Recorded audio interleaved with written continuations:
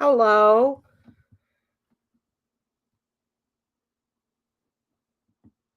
Blue says, hi everyone. Visited this cute sewing shop where they teach sewing using their sewing machines. The machines are computerized. I'm afraid they might be too complicated for me. Feeling so silly talking about sewing with so much happening in the world, especially the US. You know what? Don't feel silly for talking about. Don't feel silly from taking a break from that stuff. That's what we do. That's what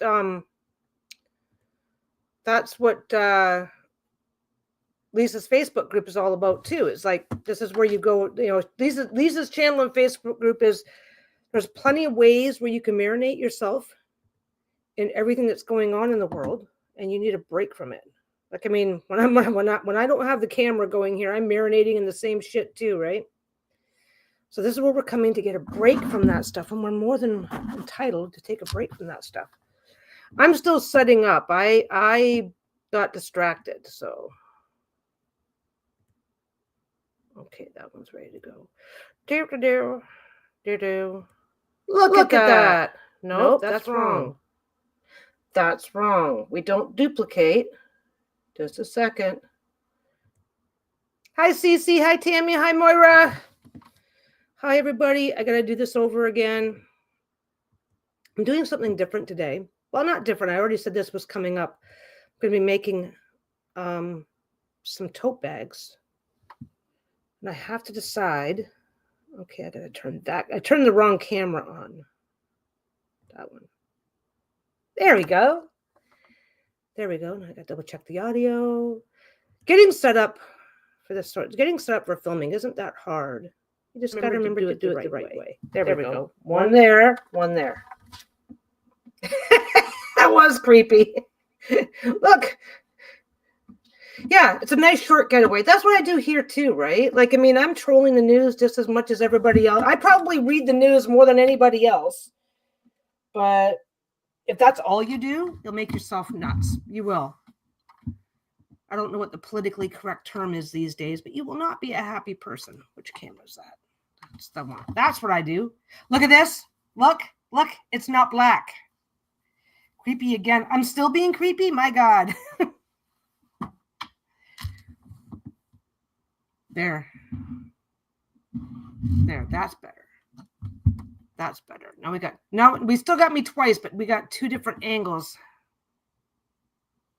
Shit, is it echoing? Just a second. How's that? Is that less creepy now? I forgot. That was the one step I missed. Basically, when I bring it up twice, it brings up the microphone twice, and then it echoes like crazy. So I always have to remember. Here's what it looks like for me here. I see myself twice, and I have to remember to turn off one of the microphones because I have the camera and the microphone, camera and microphone. Gray to black to olive and then back. Now I needed some new t-shirts. I need t-shirts. The last time I got t-shirts, I got those Kirkland ones from Costco, which are fine. The Kirkland ones from Costco are fine, but they're really heavy t-shirts. And it's like whenever I want a lighter t-shirt, I'm screwed because I'm just that's why I'm always running around in tank tops. It's like, this is the happy medium that I've been missing. So, yeah, it's all good now. Yeah, I thought it was the camera that you guys were commenting on, not the echoing, but it was both. So today I am I'm not faffling. I remember I told you guys that I had all the batik. Oh, somebody wants to be my best friend today. There's Shayla. Hey, cranky girl, how you doing?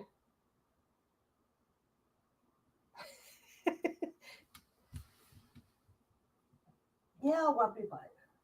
I'll get you. That's what she does. She gets over here, and then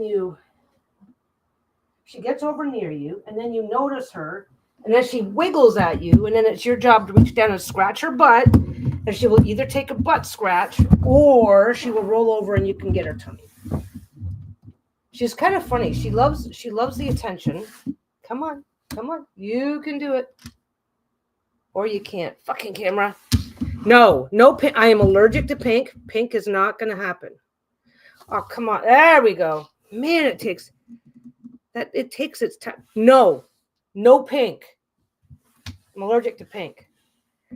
You guys, you could just be grateful.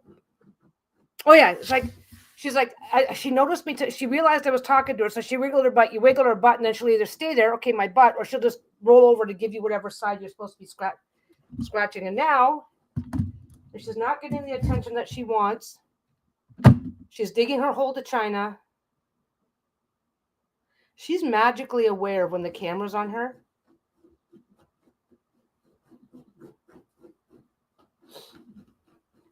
She's going to dig and dig and dig and dig and dig. 50 Shades of Grey. And she'll sit there. And then she'll usually dig for like an hour. And then she'll stop, look around, and then abruptly go someplace else and lay down. I think she's going to lay down here for a change, though. You going to lay down here for a change? Is that what you're going to do?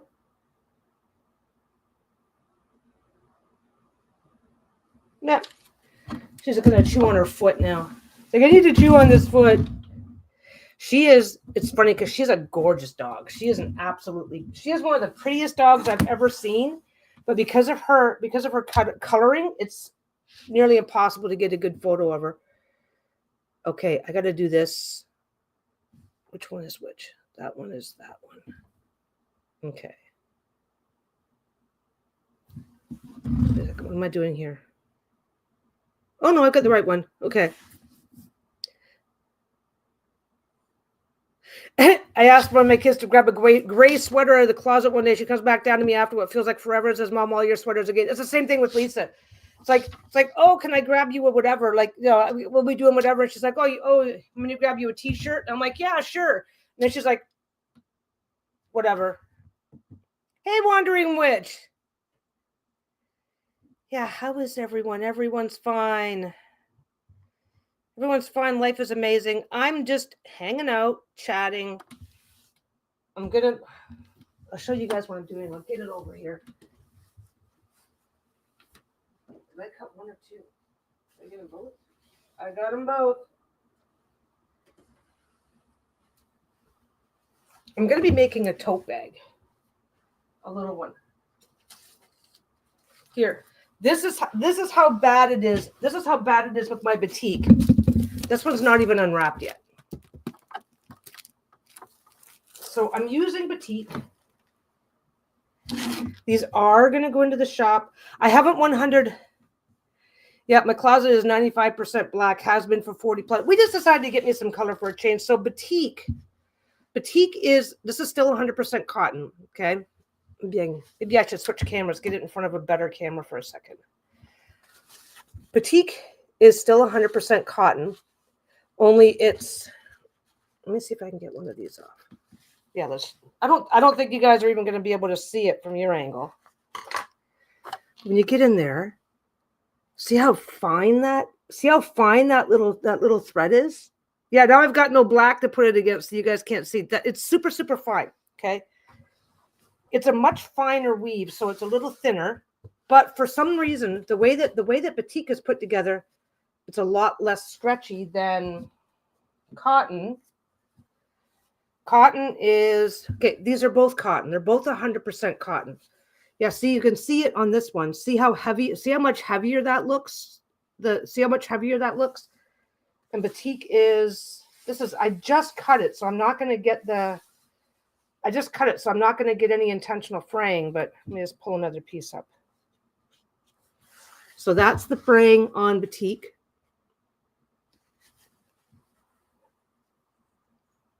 And that's the fraying on regular cotton. There they are side by side.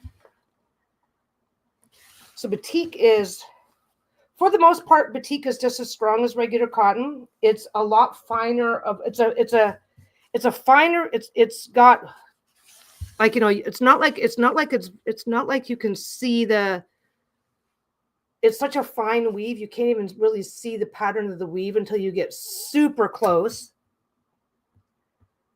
Just for anybody who's not familiar with batik. So, I forgot to show you. Okay, so Cotton is this stretchy. Whoop, wrong camera. Cotton is this stretchy. It really stretches. You guys, everybody is pretty much aware of how much regular cotton stretches, and batik is that stretchy, barely moves. So if you need a cotton that this is not nearly as stretchy as regular cotton, so it doesn't shrink the same way when it's washed. It gets soft. It softens up, and it does not have a back or a front. It is the same on both sides, which makes it super fucking awesome. That is the difference. That is the difference between batik and regular cotton. Another thing that's nice about batik is that batik is when it's fresh and hasn't been washed yet, it's a little bit naturally stiffer than cotton. Like, I don't know how to describe it. It's a little bit it's a little naturally stiffer, which means, okay, this is going to be the handles for my bag. This is going to be the handles. So let's get this out of the way and I'll show you. And of course, obviously, as always, I'm going to get the iron out. I might not get the iron out because, okay, with batik, I go like that. Actually, I'm going to go get the smaller piece.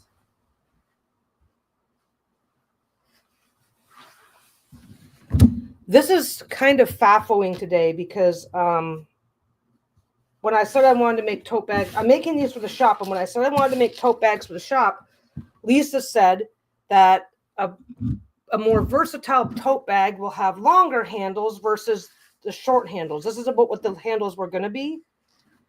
And she said that I should be doing like, not this entire length, but I should be doing like about the equivalent of at least 1.5 of these. So anyway, let's get my little deer piece back out.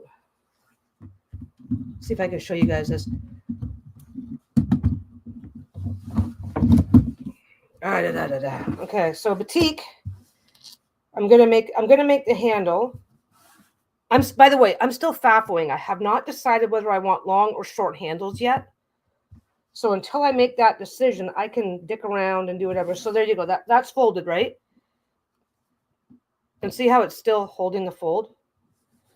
Batik, before it's been, okay, batik is a fabric. It does not shrink as much as cotton. And if you skip the pre-washing stage, it holds its shape really well. So you don't necessarily need to.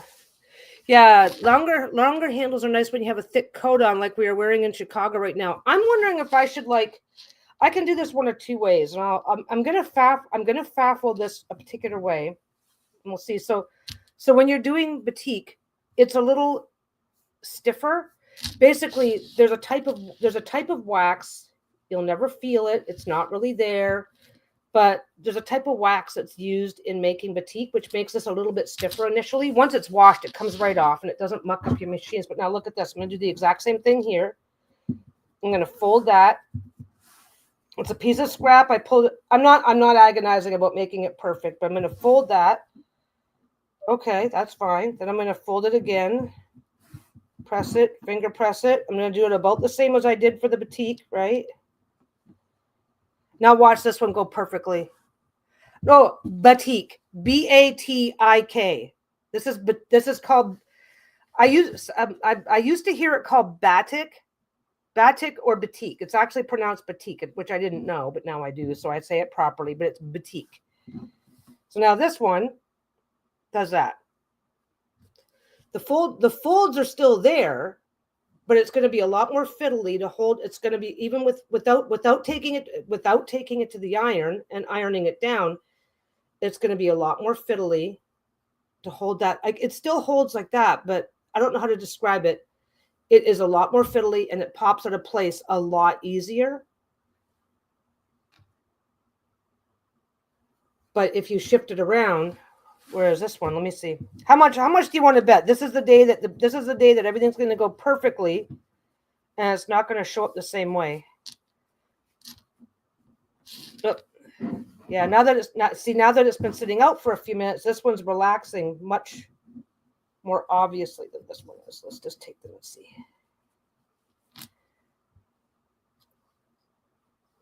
See how this is a lot crisp. This one's a lot crisper. This is a little bit more rounded. So this is going to be more prone to shifting than this one is. Anyway, so I've got a couple of options. I've got a couple of options I can explore here, because what I can do, the handle, I can make the handles anytime, right? Because the way I've been FAFOing this is a FAFO bag. I'll show you what I'm doing. I still have to. This is the process where I end up doing like, okay. These bags are, yeah, batik. So yeah, Lisa is saying, instead of a short handle that goes like this, instead of a short handle about this size, that I should, because this is an entire width of fabric piece that I've done, I should have a handle that goes about like that. So I'll be taking off about 8 inches, and that my handle should look like about that. It'll be narrower. It's going to be about that wide, and it should be about that long, going up over the shoulder. So this is meant to be, but this is meant to be a lighter bag. It's not going to get any, it's not going to, okay, I'm still going to do my other tote bags, but this, I am hoping that I can sort these out so that I can keep the price around $10, probably $10 US. And this is going to use about, 20 inches plus 26 inches. 26 inches out of 36. It's going to use 3/4 of a yard of fabric for the size that I want to make. Because what this piece is, there is a pattern. You can do this exact same thing for your grocery bags. And to do grocery bags, you want half a yard side to side, and then you save. This is just the excess that came. This is just the excess that was at the top as I straightened it out.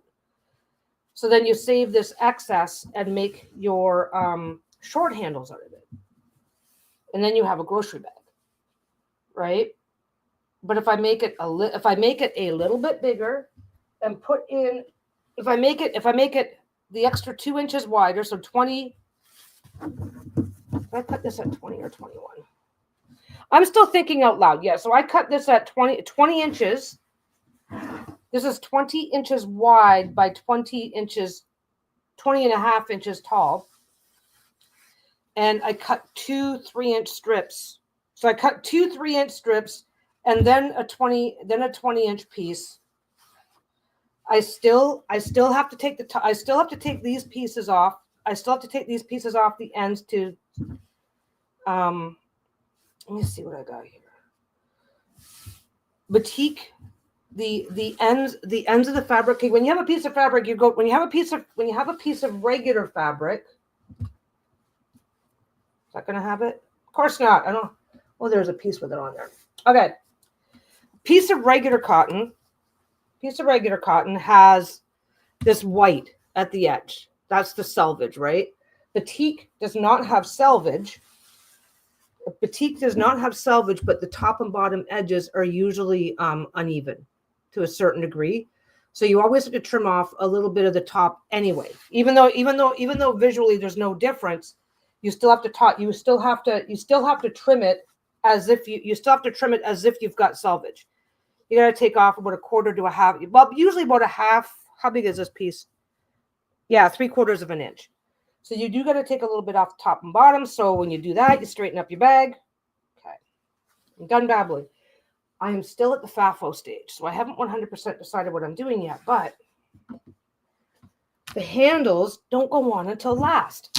So if I don't put the handles off until the end, this is a marketing conversation now. If I don't put the handles on until the end, I can let people choose, right? So if I let people choose, I can just have long or short. Oh, I can put both on. I could put both on. I could do that. Wait. Okay. Okay, so I can, how would this go?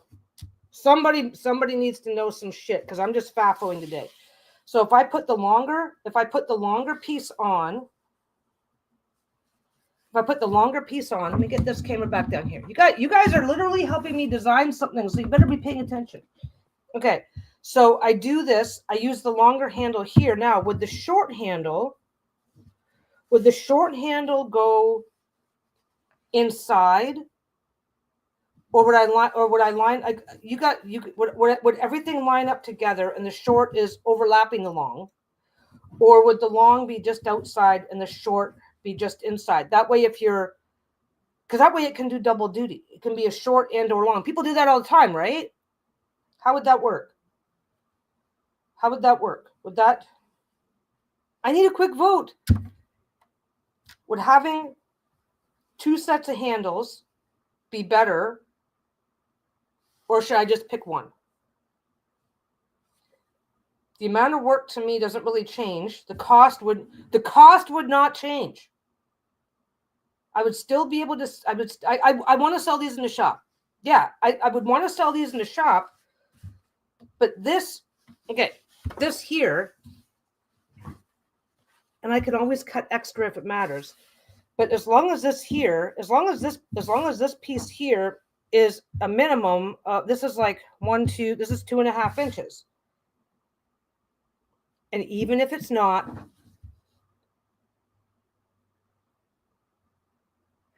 yeah, it's like, it's not the, okay, it's not the end of the world.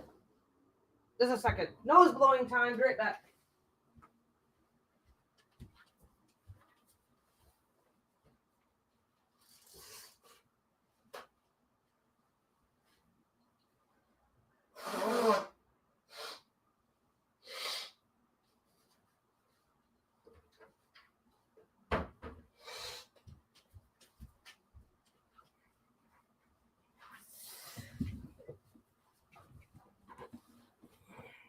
Yeah.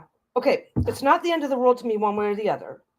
I think what the question actually is there a situation where it must be done this way or it's garbage, right? If it's like, oh, if you do it that way, like say most people overlap them, right?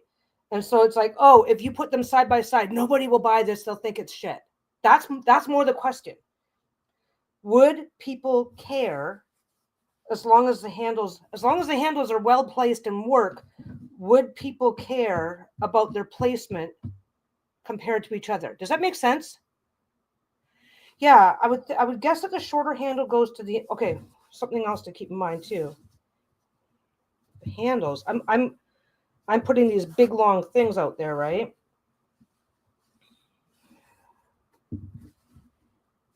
Come on.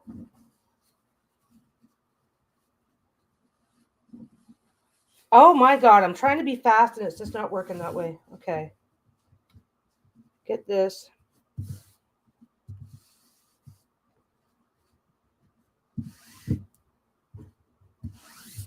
See, I like creasing. I like creasing the batik. It goes really easy. You still have to take your time and do it right. Yeah.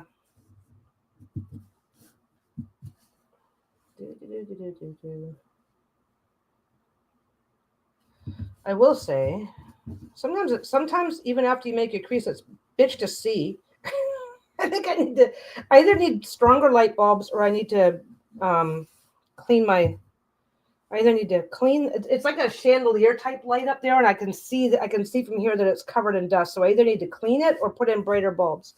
Okay, so let me just get. Okay, you guys are saving Lisa a whole lot of aggravation because whenever I'm trying to figure out something new, it's usually like, hey, I sewed 3 inches. Come and look. Come and look. So none of the handles, the short handles are going to be about that. Just popped open. It just popped open because I haven't sewn it yet. I got to sew it. Maybe I should make the handles, but nothing's going to be wider than about, this is about as wide as the handles are going to be. So that's what's going to be, that's what you're going to be seeing as, that's the short handle. Right? Let me get the camera a little bit better off. So this is the short handle. The handles are not going to be super wide. Would sewing one over the other reinforce them and make the handles hold more? I don't think they would. Now this is going to be a light duty. This is going to be a light duty single layer bag. So it's going to hold, okay, it's going to hold about double what a grocery bag holds, which a grocery bag holds about 10 pounds. This is going to hold about, this can hold about 20 pounds, a big bag of potatoes, right? So it's going to have plenty of hold as long as you're not like going absolutely crazy loading it with stuff. But the handles are only going to be that wide. That's going to be the width for the, so yeah, so that's what it's going to look like. See, I'm kind of the opinion that this might, yeah, this, see, Lisa said it used to go over the shoulder, but I think if I do this, I think I'll make these a lot shorter. And then these ones here, again, they're going to get folded, are going to be quite a bit bigger. But they go on last. With this FAFO design that I'm playing with, they go on last. So let me just make the bag, and then we can decide at the last minute. We can decide together. In the meantime, we can chat about life, the universe, and everything. This is a simple pattern. This is a very simple design that I found. I found it, and then I tweaked it a little bit for what I want.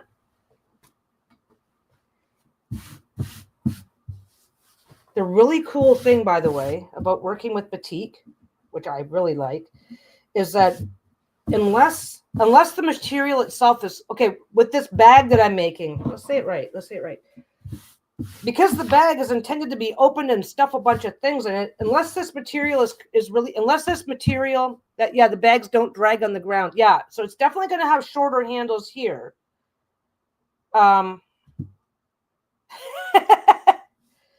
So it's definitely going to have shorter handles here. And as long as, let me get the basic bag made. I'm kind of FAFOing this because I don't want to, it's going to be a single layer because it's batik. A lot of okay, when you get a tote bag, a lot of times they'll need some kind of a lining, and this isn't going to need a lining because if I was making a bag out of this, just ignore that. If I was making a bag out of this, you're not necessarily going to want to see that as the inside of your bag, right? You're not going to want to see the back of the fabric. This doesn't have a back. And I've got my fucking body weight. It's fucking crazy how much batik I've got. I should go take a quick little break and start dragging it all out. I've got a ton of batik. Yeah, that's what I was thinking. Making the short handles shorter than average. Yeah, I think I might make the short handles shorter than necessary because the idea is to have the long handles. But anyway, so with batik, as long as it's not super, super wrinkled. Actually, no, you know what? With batik, I still need to iron it. But because I'm making a tote bag out of it, I can be a little bit, if I get lucky, let me switch one of that. If I get lucky, I gotta flip my microphones just a second. That's wrong. Why is that doing that? Just a second. My microphones are telling me there's a problem.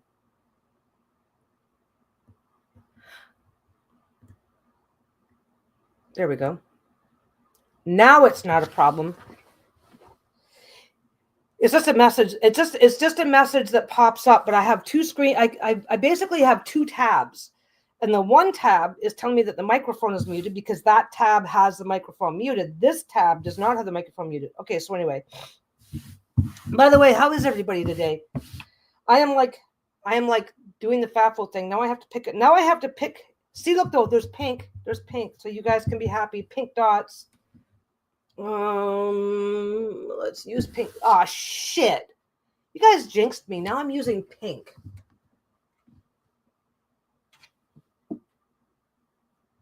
That's a little bright. That's like a peach. I don't care. I don't care. Yeah. I have to turn one. Yeah, because otherwise, if I don't do that, you're gonna have the creepy voices. No black. Yeah. Where do I want that? That can sit right there. Okay. I'm just gonna use the bright pink. I gotta put that over there. Yeah, I know you like pink. She's covered in pink. It's like cooties or something. I don't know.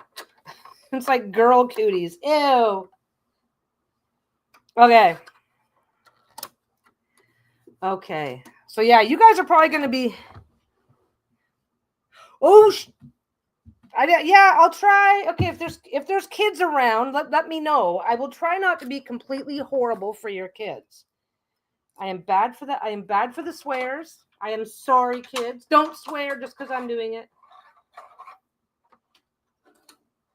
I'm bad for swearing, but I do try to behave myself if I know there's kids watching. Anyway. So, do I want to do that?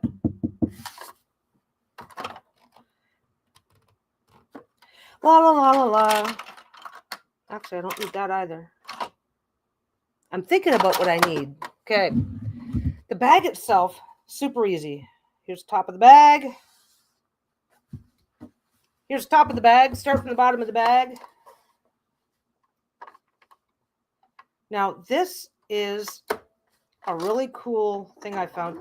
I don't need to agonize. This corner's coming off later when I box it, but anyway.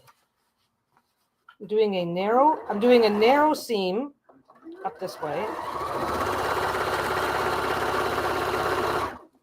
Yeah, I'm doing a narrow seam up this way. Narrow. It's not super. It's like I got on my ears so you can swear. Everything I do is not safe for work. Okay, so basically, let me see if I can get something to show here. Of course I can't. Okay, this is going to have what's called a French seam. So I'm going like less than 1/4 of an inch, way less than 1/4 of an inch. This is one of the reasons why. This is one of the reasons why I'm doing a 20-inch bag. It does not matter how you start this. As long as I have my crappy gloves on. I've got new gloves. I'm just too lazy to. Last time I washed these, is about as clean as they got. They are clean. They're just it's from all the black. Okay, all the way up. I want a nice narrow seam.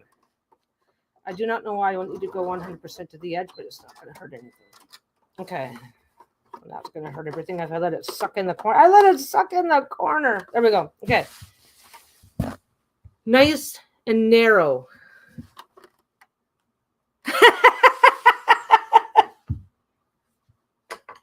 I guess I have a memorable voice. Okay. So now I'm going to do the other side. I'm starting at the bottom just because I can. It doesn't really matter which end you start with. Again, a nice narrow. I'm not bothering to backstitch because I know I'm cutting this out later when I box the bottom. Nice and narrow. It's going to matter for the next step.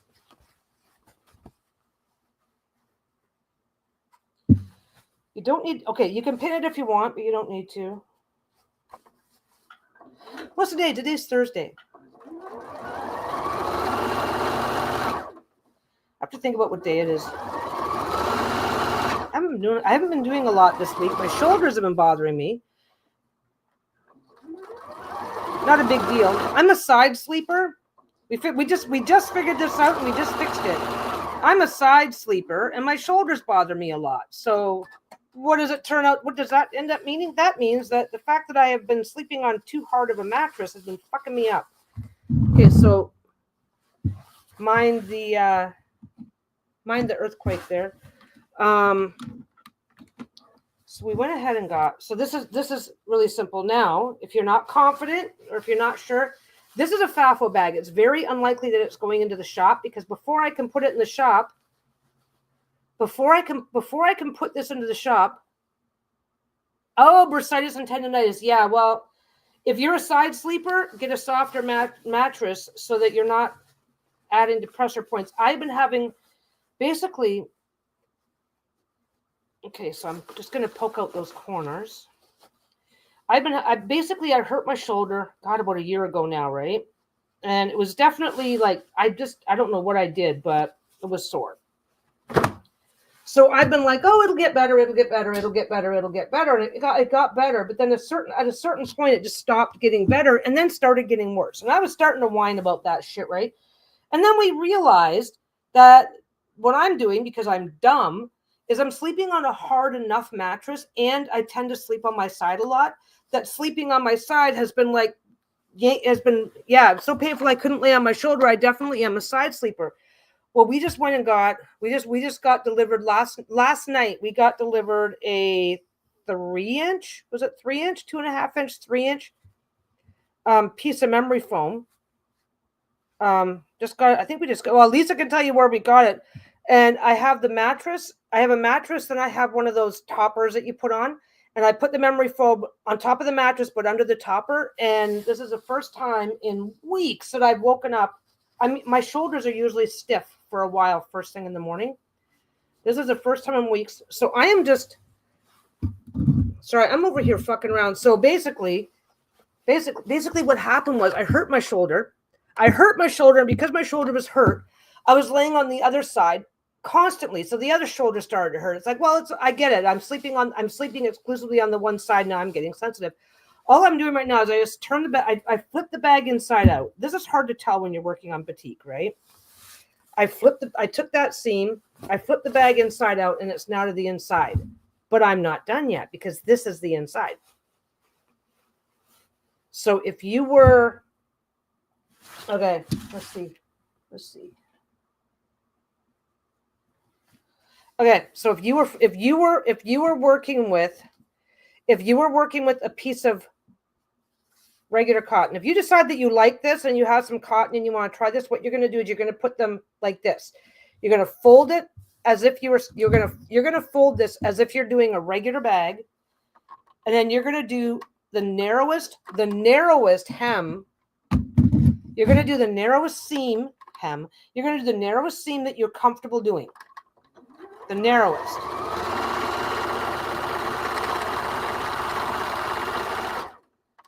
Okay.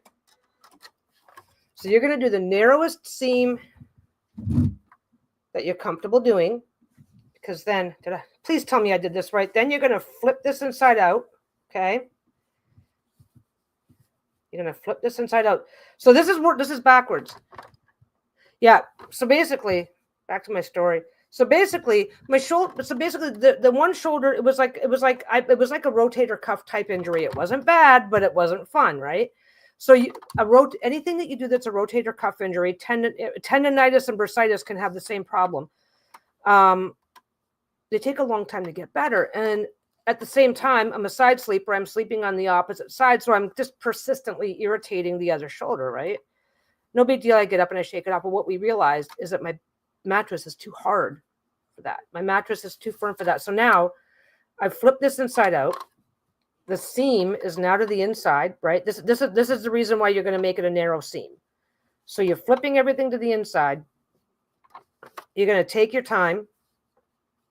Anybody can do this. This is super simple. This is called a French seam, apparently. So now I'm inside out again, right? Now I'm going to do a seam. I don't know if you guys are going to be able to see much. So I've got this narrow seam on the inside, right? Now that I've flipped it, this narrow seam only comes to about here, because it only comes to about here. It was less than 1/4 of an inch, right? So now I'm going to do a 1/2 inch seam.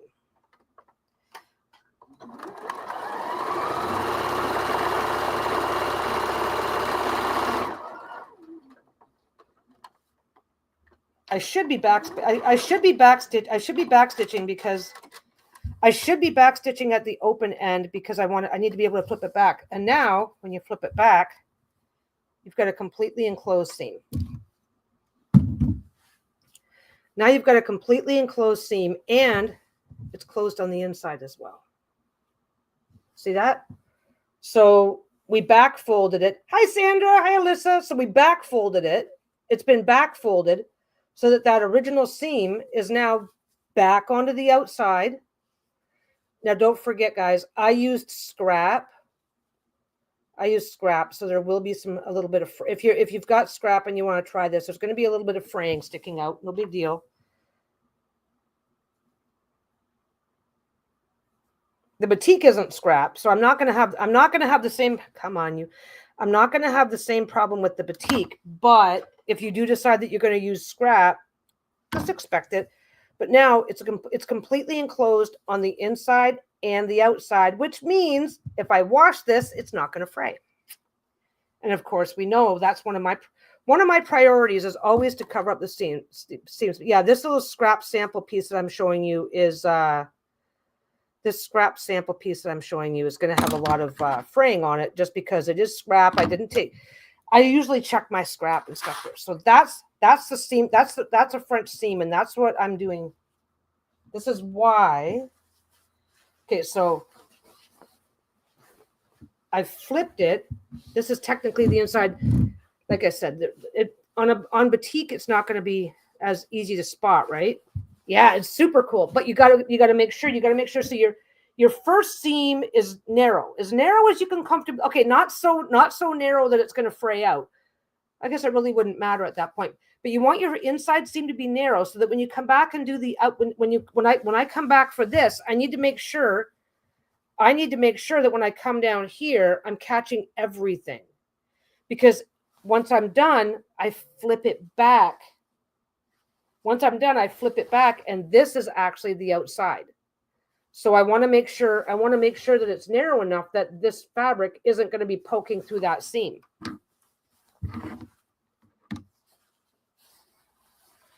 French seams, when and where you can use them, are amazing because it's a no fray seam, which means that once it's done, it's done. So this is going to be this is also why I cut this is why I cut a 20-inch piece of fabric. It does make it reversible. It will be 100. Okay. Where things are sewn off. Let me just show you. Yeah, I don't need to backstitch because I'm going to be boxing this and that's coming off. Take your time. So this is why I got my whole arm in here. You can iron it if it makes sense. If this makes sense to you, stop and iron it, but make sure that this whole seam is pushed back fully. Just like, okay, you guys have seen me do this. Oh, I'll do another one. I will do another one. This is a FAFO day. And Lisa's filming tonight, so I'm on a time limit. This is a FAFO day, so if it takes me all day to get this done, that's fine because I'm testing this before I can sell any. I want to start adding these to the shop. So before I can sell anything, I have to make sure that I'm comfortable with the design and what I'm doing. So I will finish this seam and I'll show you all over again.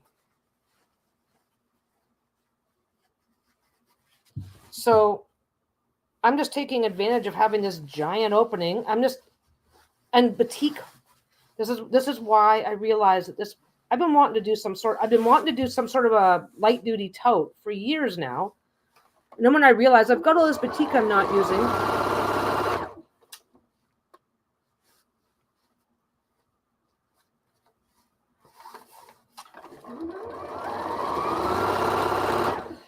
This is kind of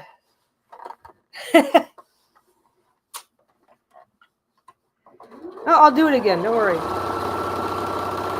Okay, like I said, I'm not going to do it. I'll show you what I've got on the batik here. So I'm backstitch at your open end.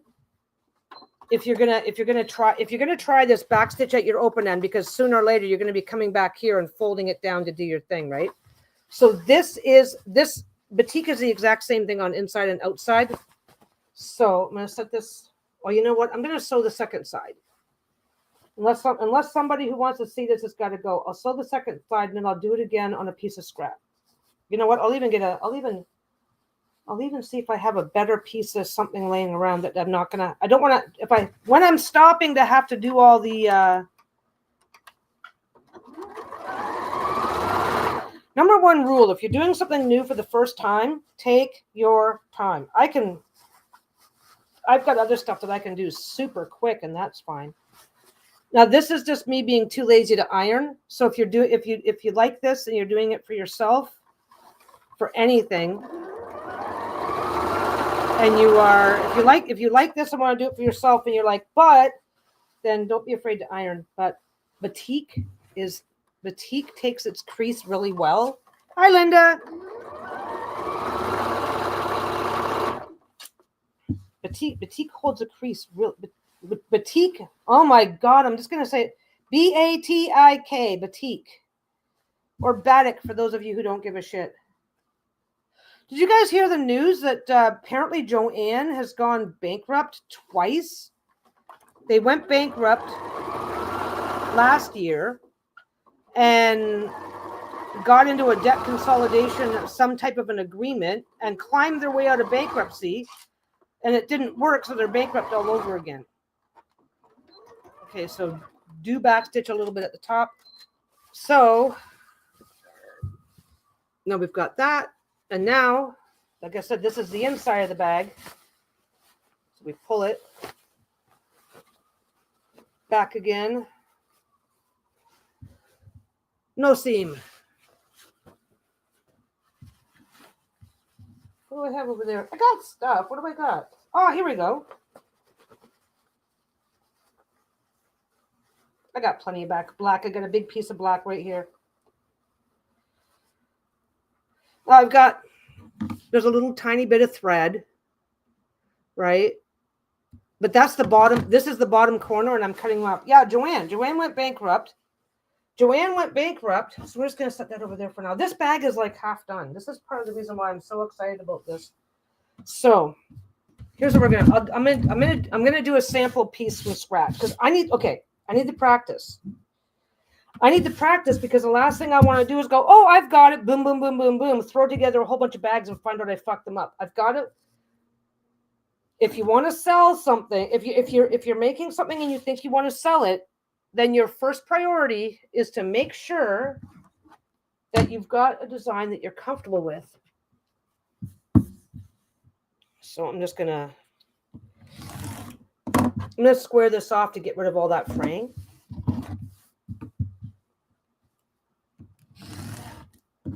Okay. So I'm going to stop scraping my fabric. I'm going to stop scraping my rotary cutter across my chest because that would not be fun if that thing, well, okay, I've got a lot of layers to go through. I just wrecked my t-shirt, but still. Okay. So there. This was a scrap it or not. This wasn't really okay. So basically you fold it together.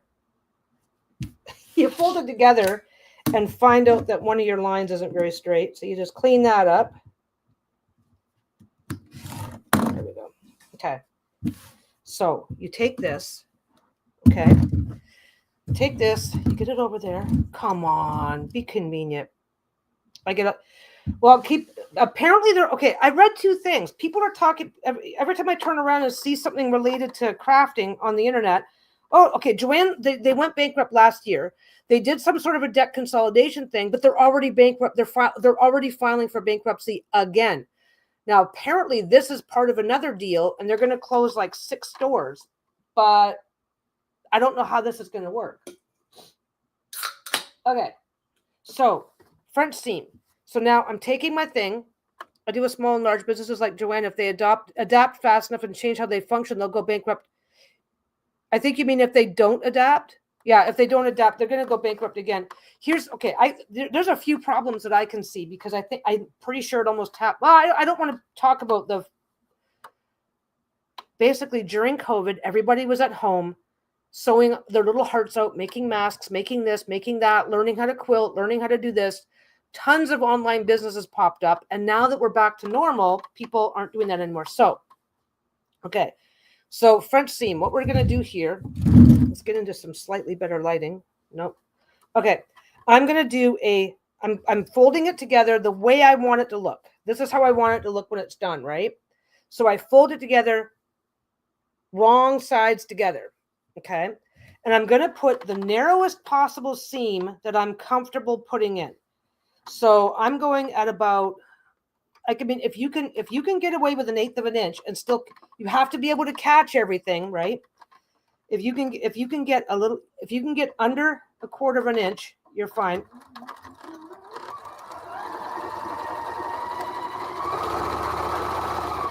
La la la la la.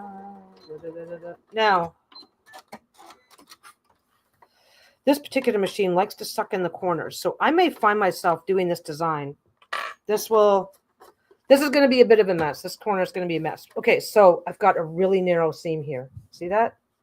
See how narrow that is? Oh, what's going on with my lighting? Yeah, see how narrow that is? I don't know if you can tell, but that is less than 1/4 of an inch. Okay. And then I come back here, do the same thing. I got to do it from this side. My machine's a little fussy and sometimes tries to suck the corners in. And if I start, whichever end I start at is the one that's at risk. So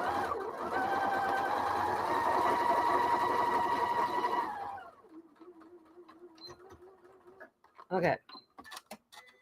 So I've sewn them together, wrong sides together. Okay. I put it together, wrong sides together. Just missed 2 seconds. I should probably, no, I'll be fine. I will be fine. Now, trim it if you need to. Trim your loose threads. Basically, everybody started running to online. Everybody started doing everything online. I can, as a matter of fact, I can buy Joann Fabrics up here in Canada online. At least I could. I don't know if I still can, right? So they started making all these changes and adaptations. What the heck? Let's see if that'll help. Well, I don't know if that's helping or not. Let's get it. That might help.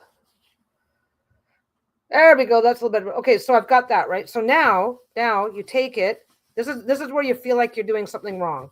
This is where it feels. Okay, so this is the French seam. I know you poor guy. You poor guys that actually want to see this and go, oh, God, I'm sitting through all this shit. Stop talking. Just do it. Okay. So then you fold it inside. You fold it and put the pretty sides together.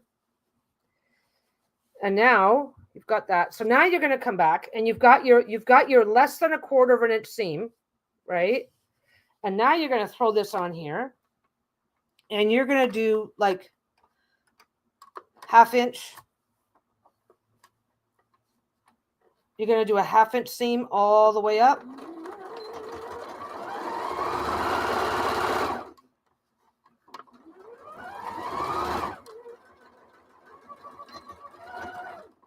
Okay.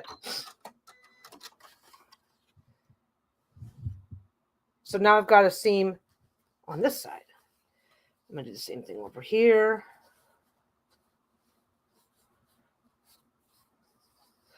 This is okay. For this type of bag, it's really easy. If you're like doing it on a shirt or something like that, you might want to be a little bit more careful. And then you do that. Oh, and I can show you the finishing piece too.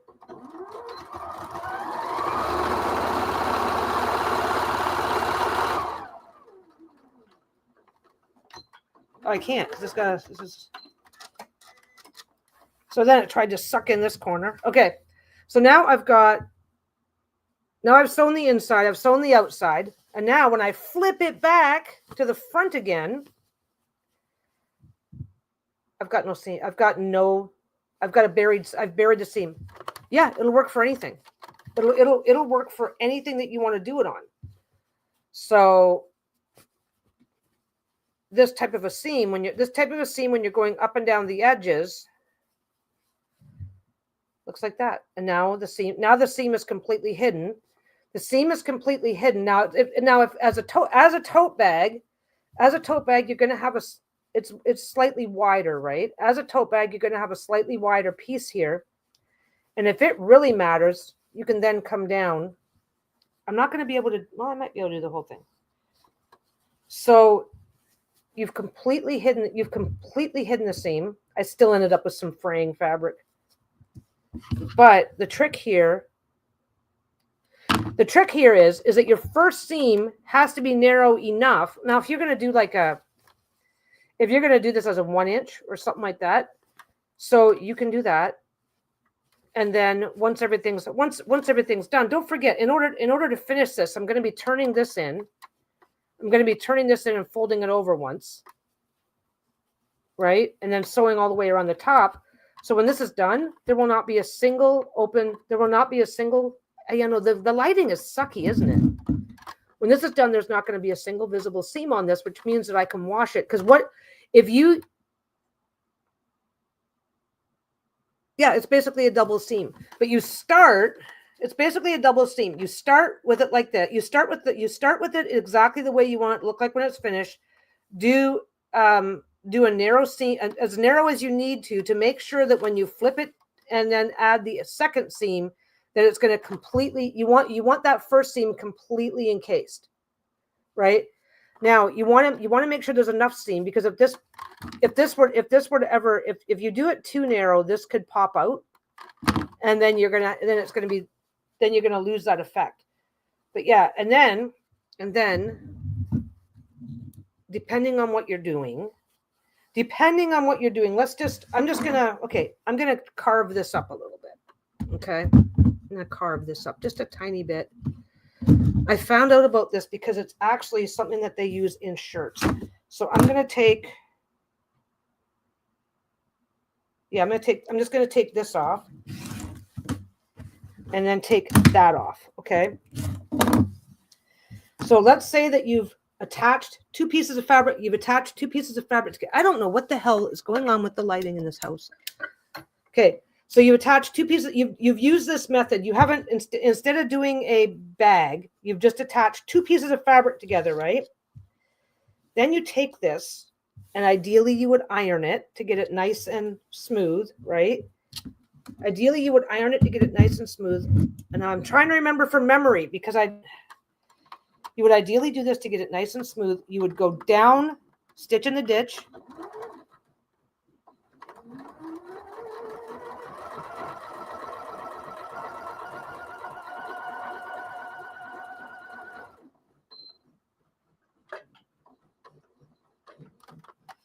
Okay. So you would do one stitching in the ditch. Okay. And whether you're doing it from the front or the back is entirely up to you, but you do the other one. That'll catch it. Okay. So you do the other one at an angle that's going to catch. I can feel it. I can feel the bottom here, so I can do it from the top. It would really help if I got it under the needle. There we go.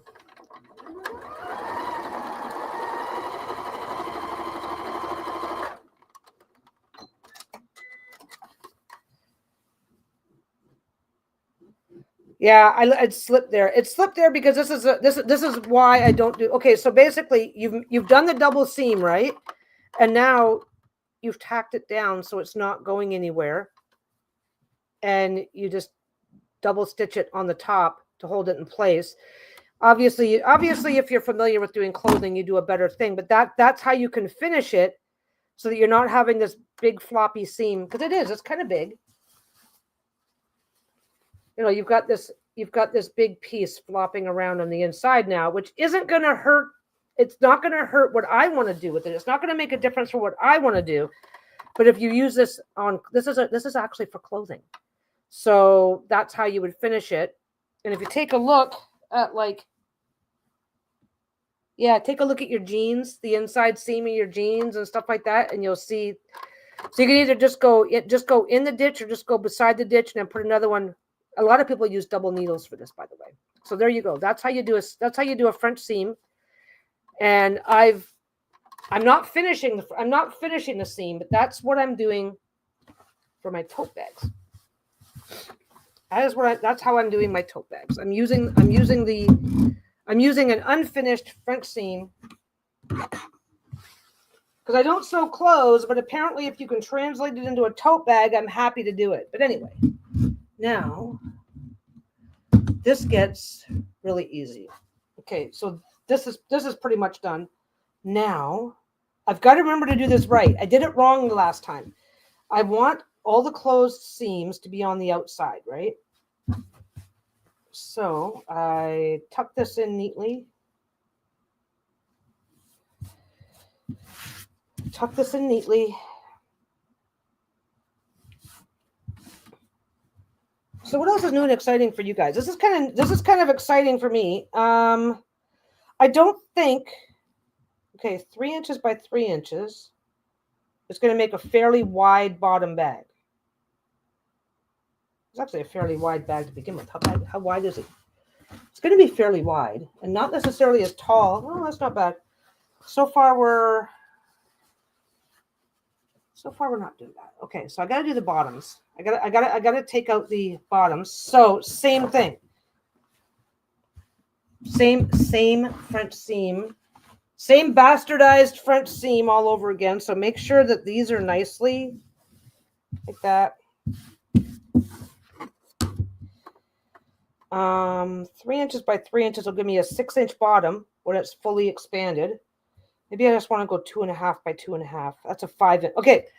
Whatever I do here, okay, when it's done, that on this side plus that on this side will be the width of my bottom. So if I go 2.5 inches by 2.5 inches, I'm going to have a 5-inch bottom. I rearranged all my stuff and now I can't find it. Ooh, Asian snacks. Yeah, we like it. We've got an Asian grocery store near here. We love going in. We went out for hot pot with a friend recently. Friend happens to be Chinese, so we've got a grocery chain here called TNT, and a lot of the store's labeling is in Chinese. So if you don't read it, if you're not familiar with Chinese, you're not necessarily going to be able to figure out what's what. And so we went to dinner with a friend who happens to be Chinese, and we were mentioning that, and she was like, "I'll take you." So we're gonna snag her one day soon. I would have, if we hadn't had to get home after dinner, I would have said, "Let's go over there and do it now." But yeah, we're gonna drag her out there. TNT, and what's the other one? Oh, Price. There's a new chain here called Price Smart.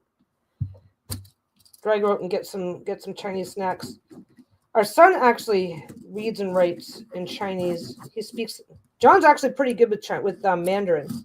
A little bit of Cantonese and some Mandarin, but he doesn't always have the time to take his parents to the grocery store. Where's my scissors? Oh my God. Okay, I redid my area, right? And now I can't find anything. Okay. So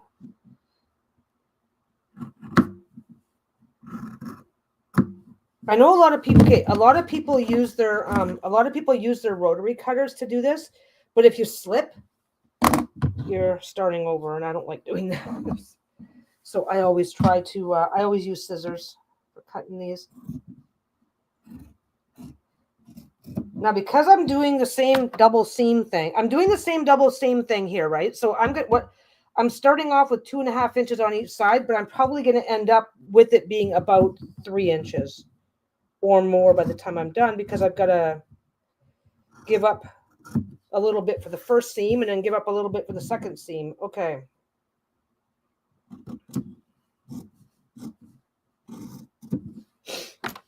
There we go. Okay. I'm really trying to pay attention to yeah, I started babbling. I didn't even ask you what snacks you ended up getting. There we go. That can go back up there. Okay. Oh, and that can go over there. I think I'm done with that. Okay.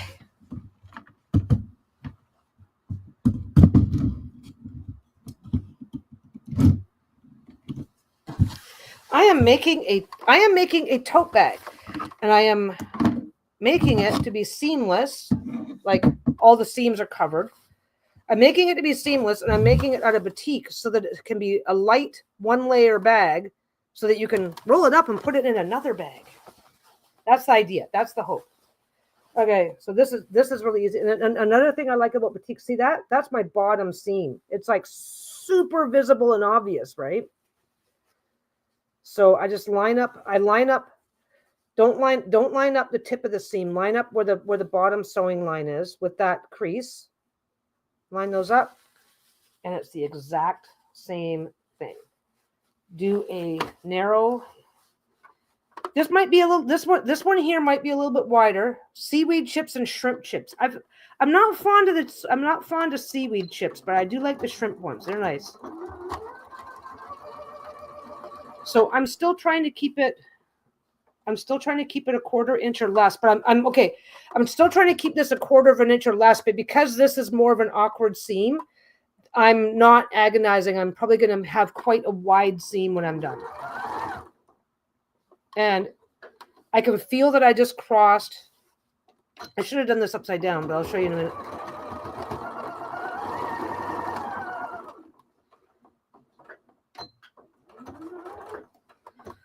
Okay. So that one's done. And before I fuck around with too much, okay, so what I did was, as I was sewing across, once I got to here, remember this had a, let me hold it up so you guys can actually see it. Remember, this has a seam, right? So as I got to here, I did a quick little back stitch to reinforce that. I did a quick little back stitch to reinforce that, because once you cut this, it's just raw thread sticking out, and you don't want it to start fraying. It won't. Okay, it shouldn't fray at all once it's done. But why take a chance you don't have to take, right? So just a quick little back stitch there. Line the sewn area up with that nice heavy obvious crease. By the way, batik, the creases come out really easy. Just another reason why I like it. And then get your. This is something else I like about the French seams too, is that I don't have to screw around with a shit ton of zigzag stitches and stuff like that.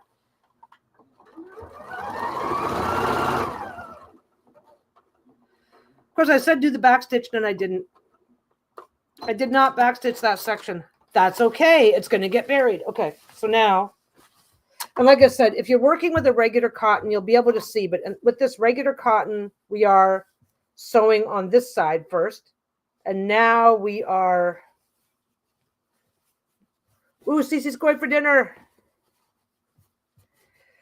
Honestly, this is a whole lot of talking while I slowly take. I'm forcing myself to slow down. So now I'm doing this part where I go in here and close up the seam.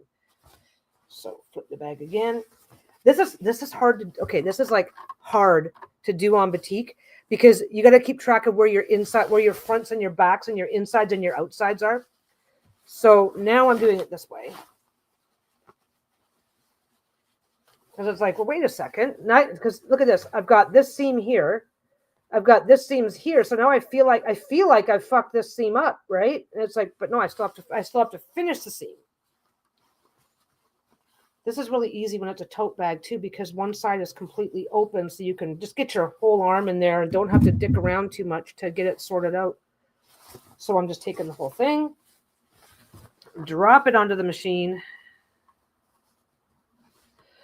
Now, don't forget that seam you just made is going to be your outside. So make sure that you're giving yourself lots of space to close it up, so that nothing on that outside, nothing on that particular seam finds its way through this. You don't want all that loose stuff. You don't want all this loose stuff to find its way back through to show up, because it'll be on the outside of the bag. So I'm just making sure there. And I am still going to reinforce that little corner because I can. Why not?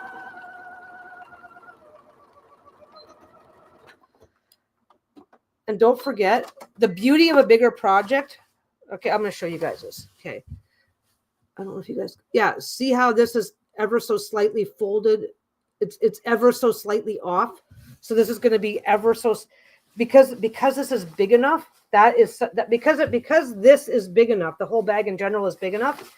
It is not a flaw that anybody will see. You have a lot more space to make mistakes that will not affect the quality or the outcome. And there's my bottom.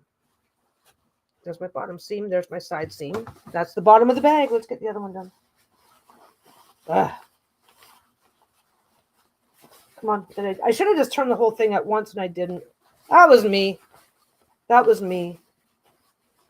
No, I'm probably going to make about, I'll probably spend the day making 3 or 4 of these to make sure. I might try a couple of slightly different sizes. I might try it because don't forget, I'm not going to be, I don't need to throw these away. Whatever I don't end up using is this, whatever I don't sell, oh my God, if I could talk, this would be like amazing. Whatever I do, it's going to be really easy to just, anything that I make, it's going to be really easy to just use them as grocery bags, which is, I need new grocery bags anyway. So, and if I'm the one making them, it's like, oh, well, I didn't like that. So I'm going to cut this handle off. I'm going to shorten this handle. So, and by the end of the day, I'm hoping that I have a design that I like. Well, not a design that I like. I think I like this design. I think this is going to be the final design. And I think our little initial chat on, I just fucked up. I didn't reinforce that piece right there. So I'm just going to come back. I do think reinforcing this little piece right here where all of this meets is probably going to be something I should prioritize making sure it happens. Okay.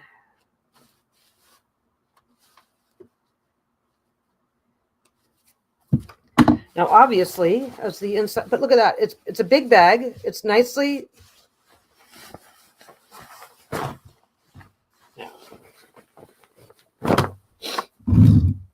Do. Watching it makes me want to sew, but I don't have a machine. I will tell you right now. So there's the bag so far. Nice.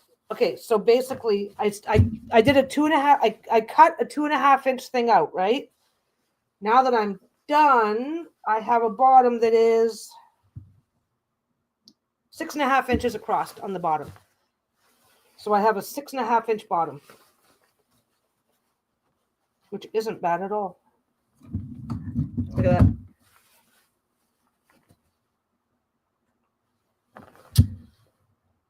That's what I want to take. So computerized.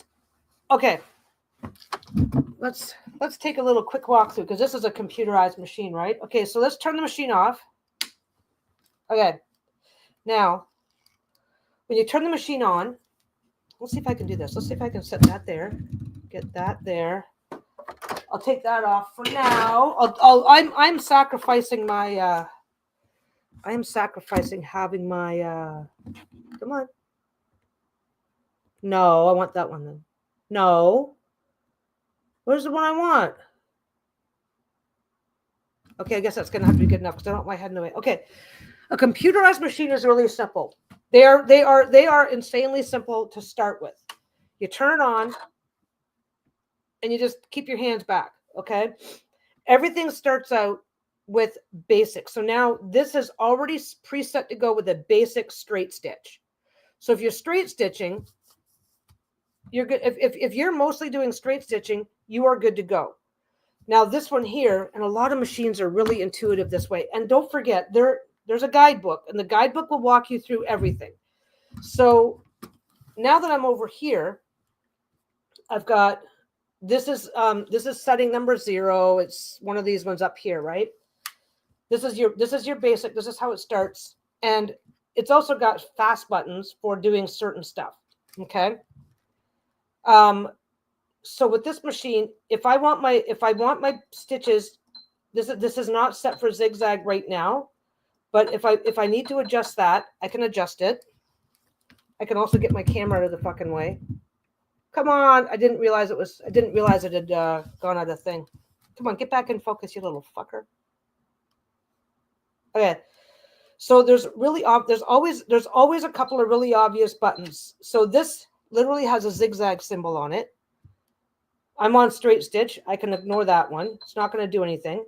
This is my stitch length, which you may or may not need to do. It's like, oh, I'm not sure what I did. It's like, then they almost always come with at least one fast button, or just turn it off and back on again. most machines will reset back to basic, so you can at least do your straight stitching. Everything else, I can sew, depending on what I'm doing, I can sew for the entire day without touching any of these buttons and without fucking around with any of that. So for basic straight stitching. And then over here, this is the, let me see. Okay. Over here, I'm going through it kind of fast because I'm going through it fast, but over here, this is reverse. And they almost always have that little half hooky symbol. See it right there? That's reverse. This is usually, okay, pressing that does a tacking stitch where it just stitches in the same spot for 3 or 4 stitches. This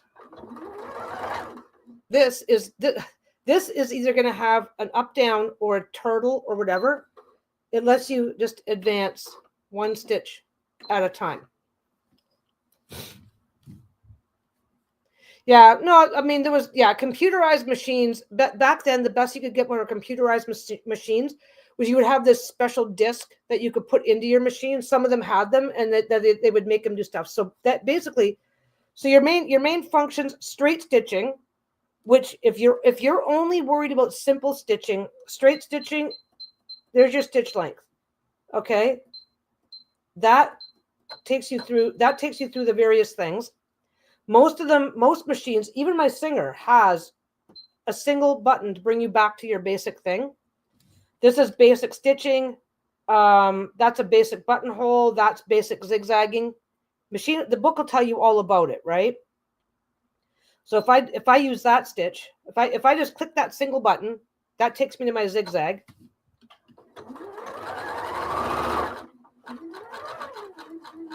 See how it's zigzagging? So that'll do that. And then you can make your adjustments. And it's like you go back to that. But most machines, when you turn it off and back on again, will bring you back to most of the electronic machines will bring you back to that. Everything else is really, it's you can get, okay, like I can get really complicated. Let's see what I got here. Like if I go into mode 6, which I have a mode button here, 2, 3. It's the mode button is right there on the side. If I go into mode 6, I can start doing letters and stuff like that, right? But I don't want to fuck around with that. I press that button, I'm back to mode 1 basic stitching. So electronic machines, basically, let me see. Let me just go get let me get my Singer out for you guys. Do I have any thread in it?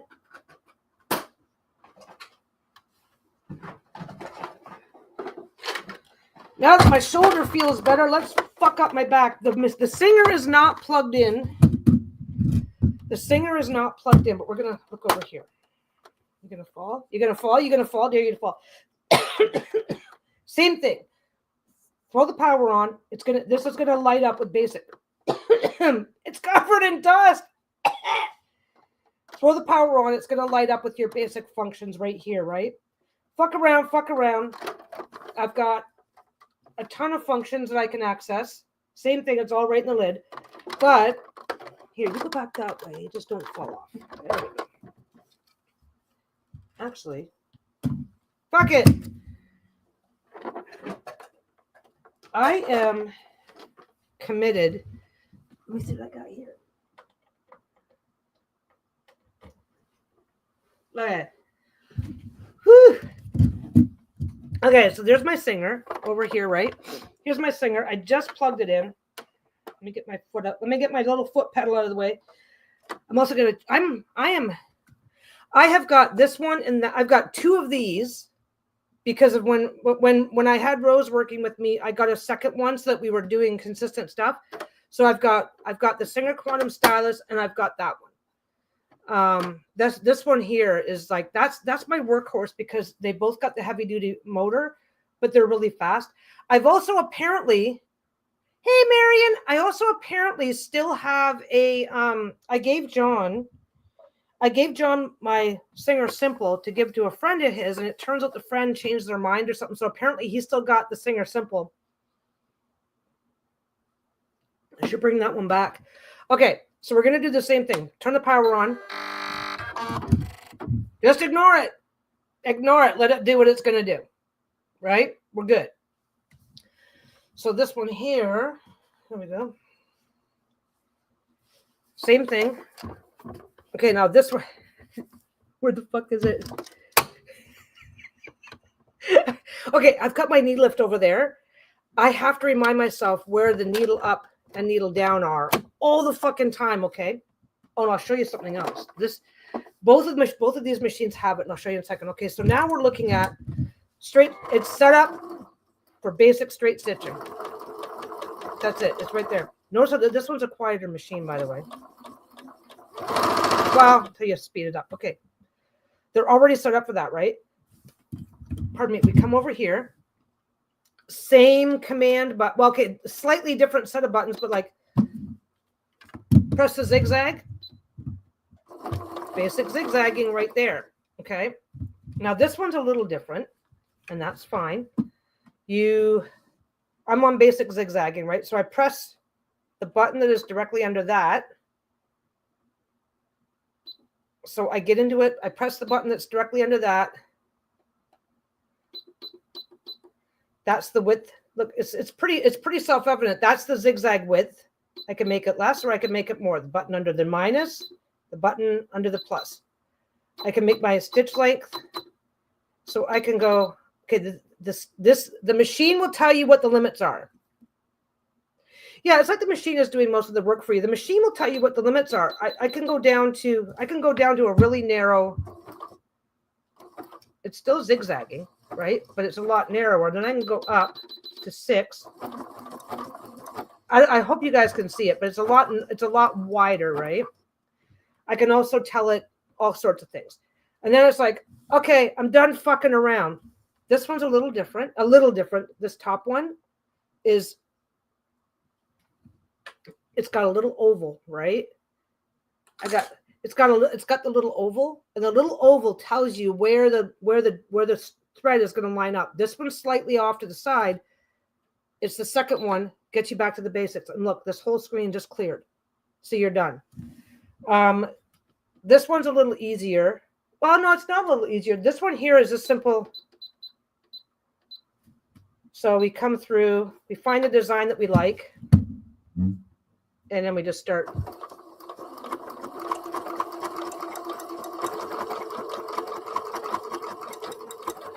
Okay. And then we come over here.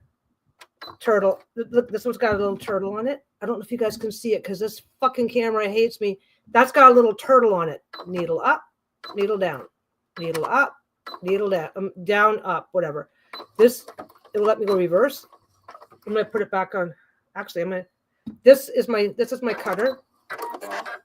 And don't forget,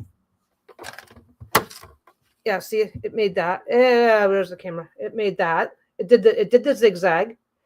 It did the design. I wasn't holding it or anything, so it's a little choppy, but that's okay. I think I also need to clean this machine. Remember that button? Remember that one button I said was for tacking? That's it right there. This is a cool button. This is for twin needle. If you ever want to fuck around with twin needle, you just do that, and then it will line it up against the foot, and it will not let you do designs that won't work on a twin needle. Yes, press it again. There's the icon right there. On, off. Oh no, I'm not sure. Okay, reset to start. You're good. So everything else is in the manuals, right? Like, okay. Remember I did the zigzag and I was fucking around with the buttons. Well, you got regular zigzag there.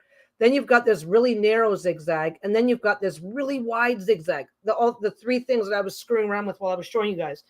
So electronic machines make a lot of noise, and they have a lot of other things. But okay, like the thread cutter, If you don't want to use the thread cutter, or if you don't like the thread cutter, there's still a little hook. There's a thread cutter hook right back here. It's just kind of out of the range of the camera, but it's off to the side. Or you can use scissors or do whatever you want. If you want to advance it one stitch at a time, you can do that. I should have some thread in there, some fabric in there. If you know, you don't have to do that. You can be over here doing that and get the exact same effect. So a lot of the stuff that's on here is for convenience and for fun. Looks like heartbeats where my mind is still at my job. I'm not sure what you mean, but okay.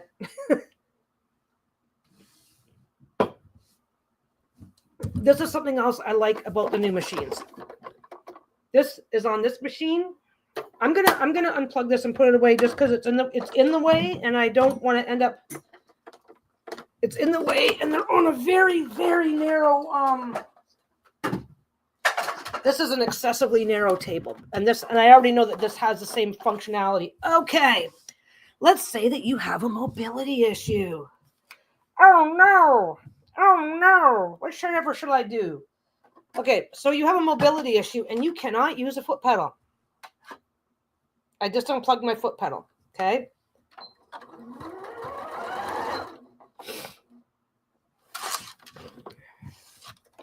Oh my God, I am so. So, you pick your stitch, you pick your thing. Now this I showed you guys this once before, but I'll show you again now. Okay, this will also control your speed. Okay, so.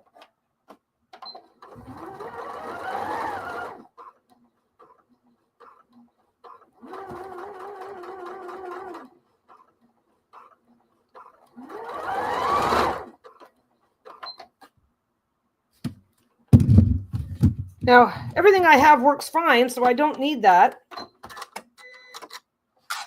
But, by the way, using a little piece of scrap as a duster now and again is great. Is awesome. Anyway, that is a very brief and very limited overview on. Because okay. The reason for the very brief and very limited overview is that most machines now, like virtually all of them, have some. Sorry, if I don't get this cord out of the way, I end up tangling up everything. Virtually all sewing machines now. Is that the right one? Virtually all sewing machines that you could possibly get right now have some amount of electronics built into them. And there's, sorry guys, my camera is just, is that it? That's it. Virtually all machines that you can get now have some degree, some amount of electronics built into them. I believe, except for this fucking camera. Come on.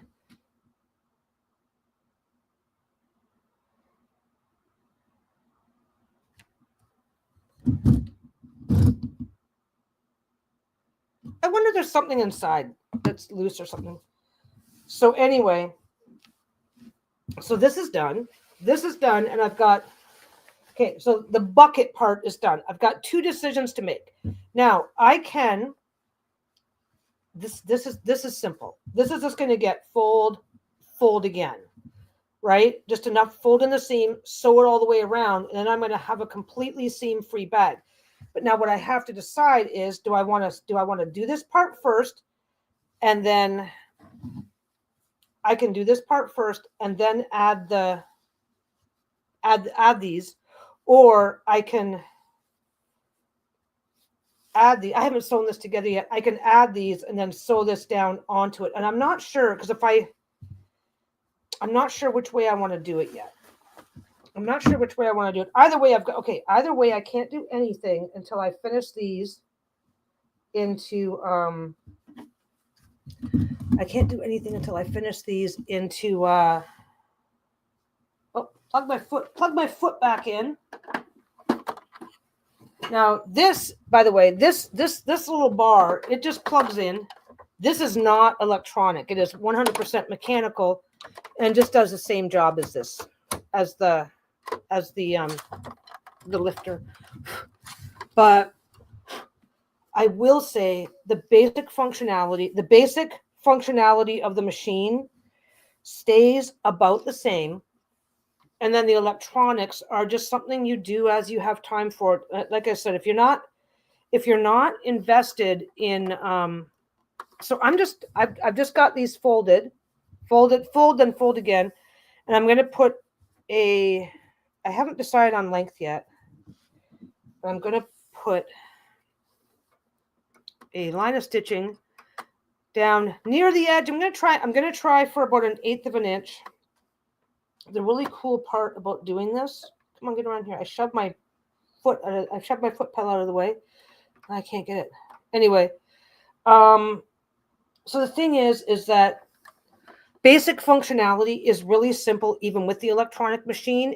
And I would say, like, the lettering I don't use, the buttonholes I don't use, okay, what do we got here? I don't use any of that. I've played with it, but I don't use it. I don't use this regularly. It's not a priority for me. The buttonhole stitches I don't use. That's not a priority. I've never used, there's more buttonhole. I've never used any of those stitches. I use the straight stitch. I use the straight stitch and the zigzag stitch. I've never used any of those otherwise.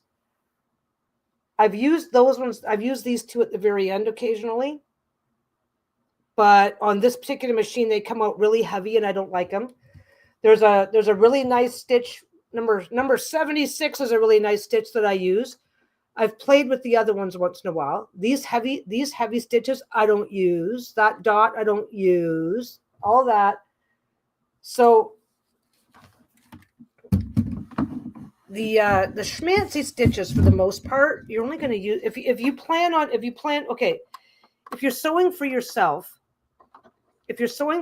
unless you plan on sewing things that will require the fancy decorative stitches, you're probably not going to use a lot of it anyway.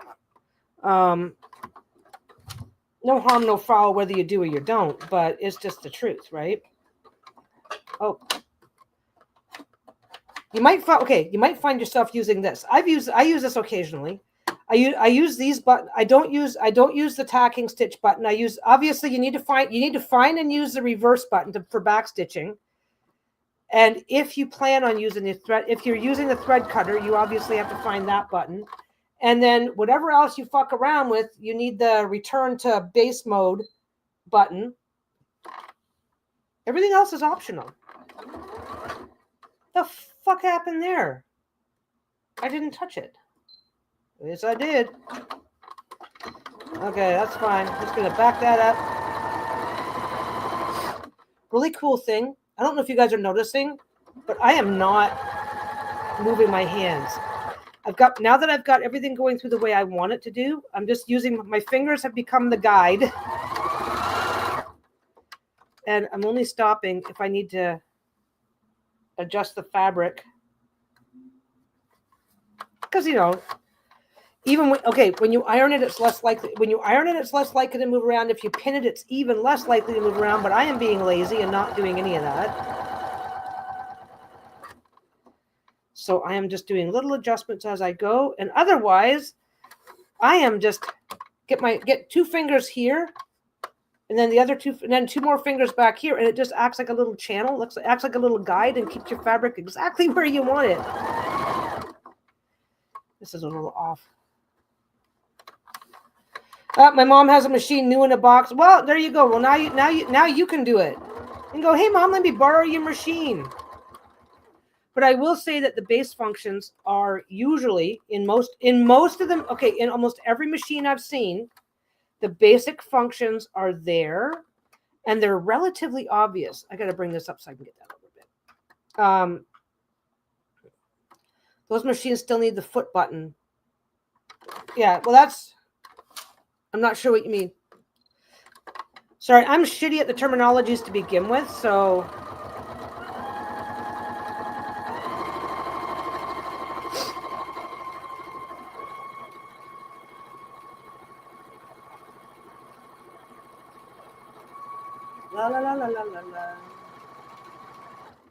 Okay, I'm not going to worry about that too much. Okay. So yeah, so basically, I plugged my foot back in. She wants to have it, but her husband doesn't want me to have it. Well, that sucks. That's just stupid. Sorry. Why buy a machine? Why buy a machine you're not using?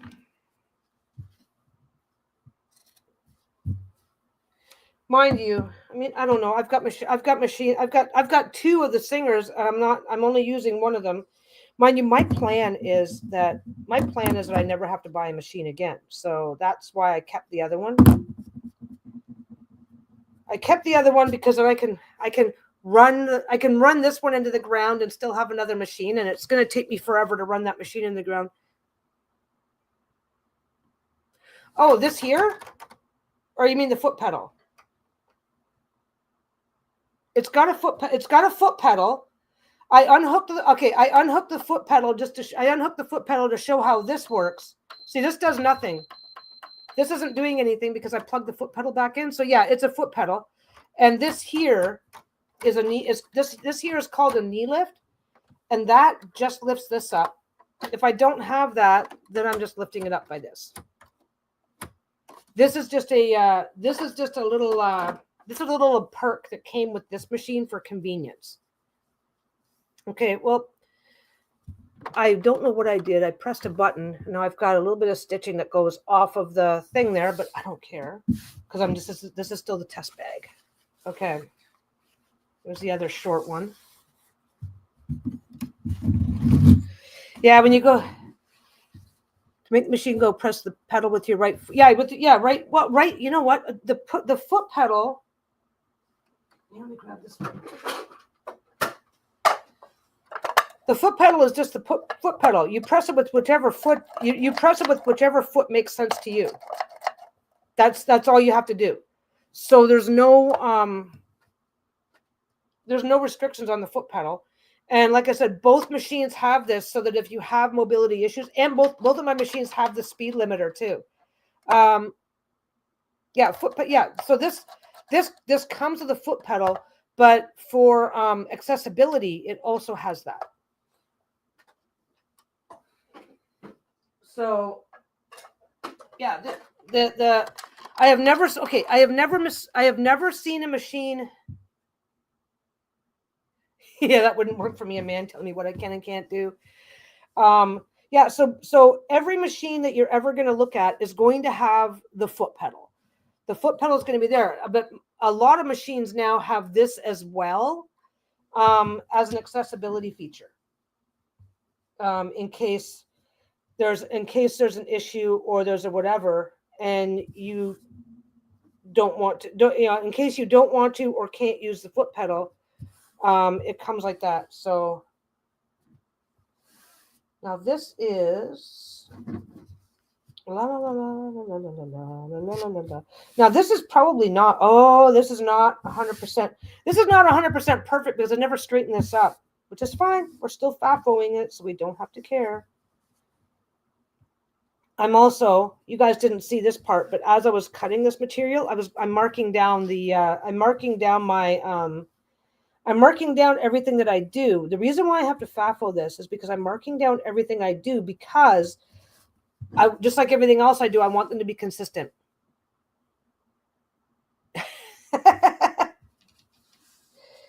Yeah. If I have something I'm not using and would like somebody else to have, or Lisa, same.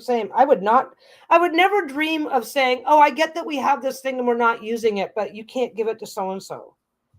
It's like, fuck that. Okay. Come on, why are you doing that? I just got done saying how easy this stuff is to finger press, and of course I find the piece that doesn't want to finger press, so that's one thing I like about that is one thing I like about I've got what's called a bias tape maker, and bias tape makers are great for this sort of stuff, and I'm probably going to use my bias tape maker to make these. Thing is, I don't think the bigger ones. Thing is that I do want when I'm doing my big tote bags. Yeah. Even nowadays there is still there will always be a foot pedal. Every machine comes with a foot pedal. It's just that some of the newer machines, like I said, that one there is about 6 years old now. The Singer is about 6 years old. This is about 3 years old. Most newer machines come with also this, but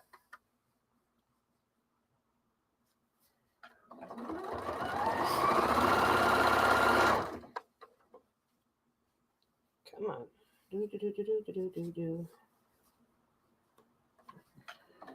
So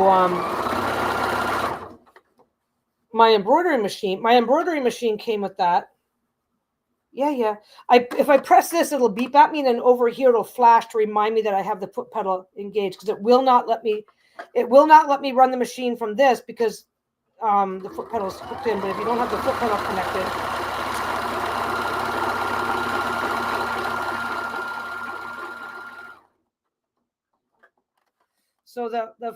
so the first side is to close this and seal it shut. The second side is just decorative. And for consistency, it doesn't feel good on your hand if you feel one side but not the other have stitching. It just does. But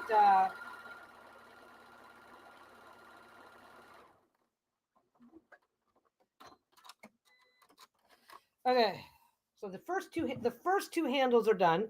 Because I'm doing double handles, I need to do this again on this.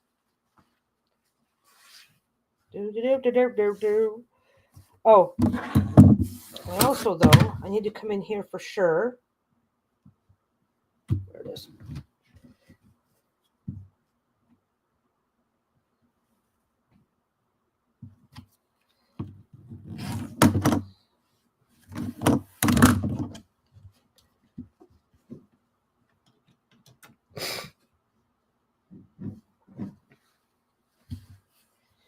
Yeah, that's gotta suck. I would not be happy. Yeah, woman power. Right back. Sneezing power.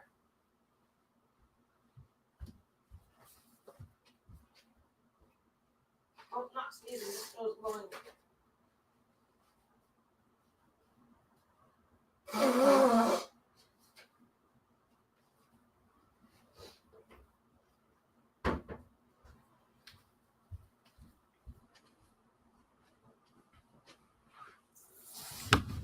Okay, that was weird. I just went in, just gave my nose a little blow. No big deal. Blew my nose, and now all I can smell is garlic. Yeah, I've been married 46 years. He knew exactly what he was getting. Classy, sassy, quite a bit smart-assy. Yeah, exactly. Sassy dragon, exactly. Oh my God. I'm going to be doing a giveaway on those. Oh, by the way, they shipped. Now, the way this works is they literally go on a ship. So still going to be a bit. It's not like they're showing up tomorrow, but they shipped. They do this process, and Lisa can explain it. I'm not going to try. They do this process where they get it all sorted out with the couriers, and they do this and they do that, and then they get the tracking numbers a couple of days later. So they're no longer in the factory. They are on their way. They're either just getting put onto a ship. I'm not sure at what point we get the tracking numbers. I think we get the tracking numbers once they're actually on the ship. Oh, she didn't update. This deck has my name on it, and I haven't looked at the Kickstarter for a while now. Now, realistically, I should be ironing out that crease where the halfway mark is, but I want to be able to use it as a measuring spot.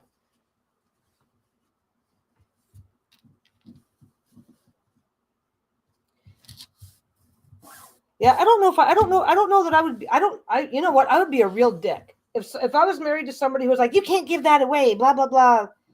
Especially if it's like, hey, I'm not using this, so I'm going to see if so-and-so wants it. It's like, you can't do that. Don't do it. It's like, I'd be like, excuse me? I would not be doing that. You know what? That was all Lisa. Blue says, I can't believe how smooth your campaign went. I'm still waiting for this fairy tarot I backed in March 2023. Forgot what it's called. Wow. You know what? Lisa has a very unique advantage of, because she reviews so many decks, she's had a little peek here and a little peek there of the background of making decks. Just because you get chatting and you get whatever. And she's been doing this for years. So she kind of was like, oh, well, this is, so, you know, because she knows what the good, I don't know how to just, it's the professional thing, right? It's like, so she gets enough behind the scenes looks at what's going on. So there's a couple of ways that you can fold this, but I don't know that one of the ways that you can fold this is you can go like that.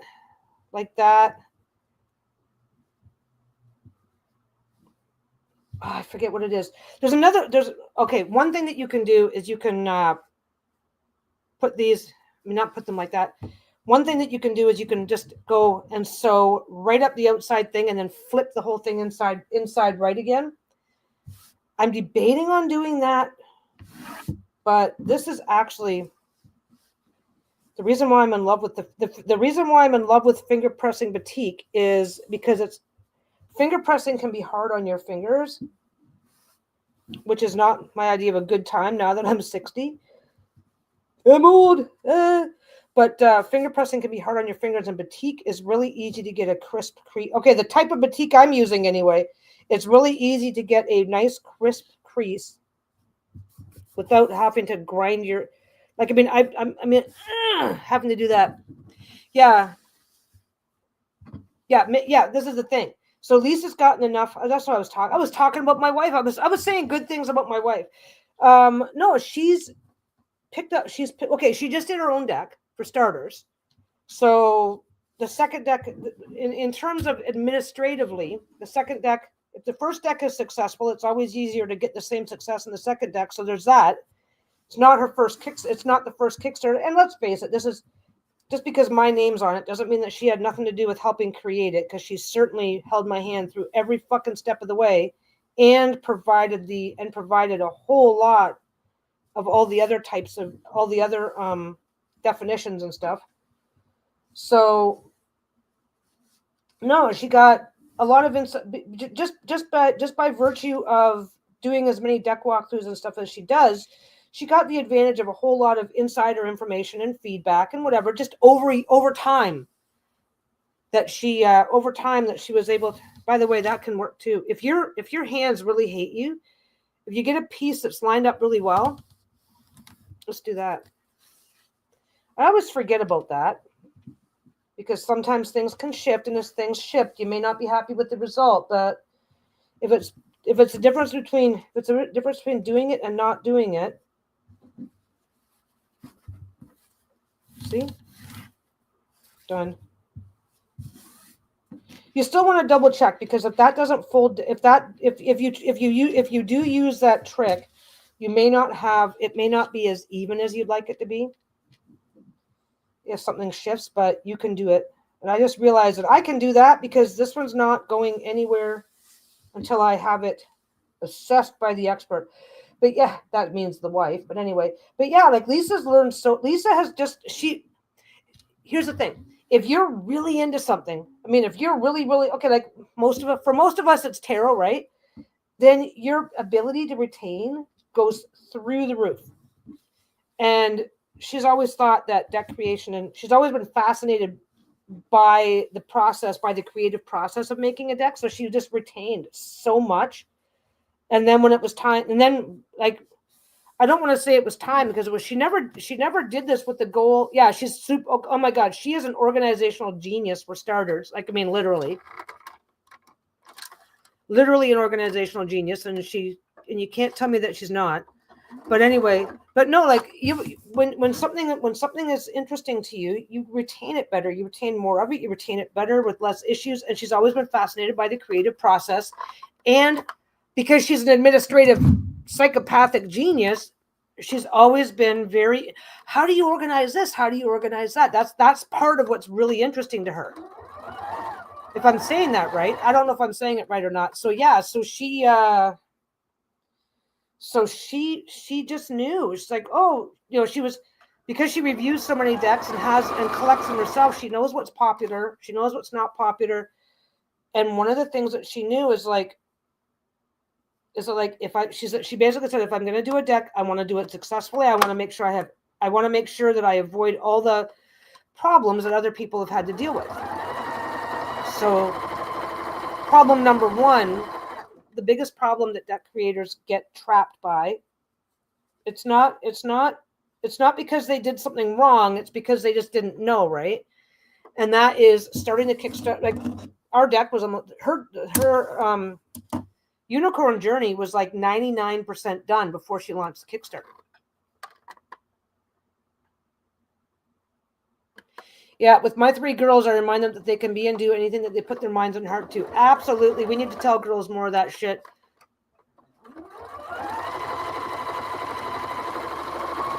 Funny thing is, I think we need to tell boys that too. Because a lot of guys grow up thinking that their only value is in taking on certain roles, which is fine if that's what they want to do, right? I don't know how to describe it. Like, teaching boys that if you end up not falling into this particular role, that's fine too. It's okay to have these goals for your life, but I don't know. It's I have 2 boys, right? So it's like yeah, if your goals in life match what the stereotypical guys' goals are, that's fine. But if you don't match those goals, or if your friends don't match those goals, that's fine too. Because I think we do have a lot of, I don't know, divisiveness happens because of that shit. So.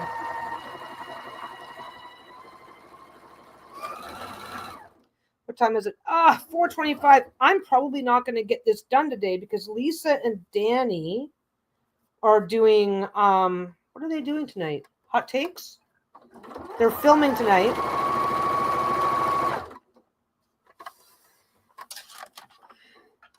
You know what? The funny thing is that I found that raising 2 boys, it wasn't hard to get them to respect women. What it was hard, and I don't know if it was hard or easy. What was hard is to remind them. I don't know how to say this correctly. I think what was hard, what I went through periods where it was a little bit hard to remind them that they don't have to, that they can, that I don't know how to express it correctly. Because, like, being raised by a single mom, and then a single mom who married a woman, that wasn't too big of the issue.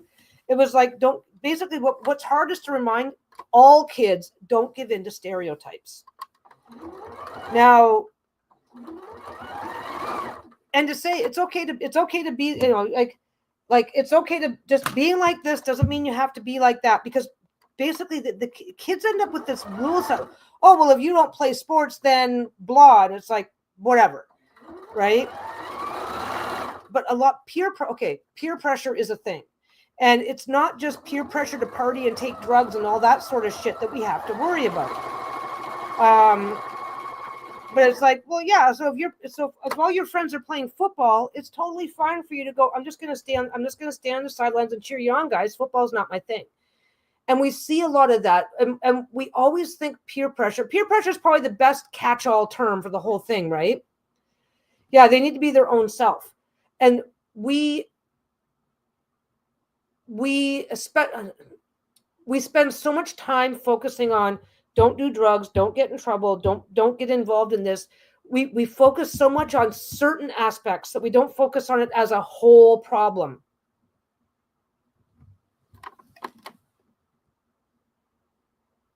Yep. Taught all 5 of my grandkids, don't take any shit from any horse shit from anyone. I taught them to say, apparently you have mistaken me for someone that gives a damn what you think. I don't. That's a hard thing to teach your kids. like I said, it's really easy to say. It's really easy to say, don't do drugs, don't do this, stay out of trouble, stay in school. That's really fucking easy. That is really easy to say. What's really hard to say is don't feel you can still have the we create this yes no thing to say no, you can still hang out with the guys who play football and all that stuff, and that doesn't mean that you have to aspire to be on the football team. You can respect girls, and if your friends don't, then you can tell your friends to piss up a rope, or you can just whatever, right? I don't know how to express it in a way that makes sense, because don't forget, you guys got to give me some grace here, because my baby is 32. So when I was raising my kids, gay marriage wasn't legal. Gay marriage has been legal in Canada for a little over 20 years, but when I was raising my kids, gay marriage wasn't even legal yet. So we had different obstacles to overcome, right? I think that's something else that we don't quite pay attention to. The obstacle, it's a forever moving goalpost. It really is. But Elemental Whispers Oracle, it's not even on Kickstarter anymore. Yeah, things are never black and white. Like the kind of shit that my kids needed to learn,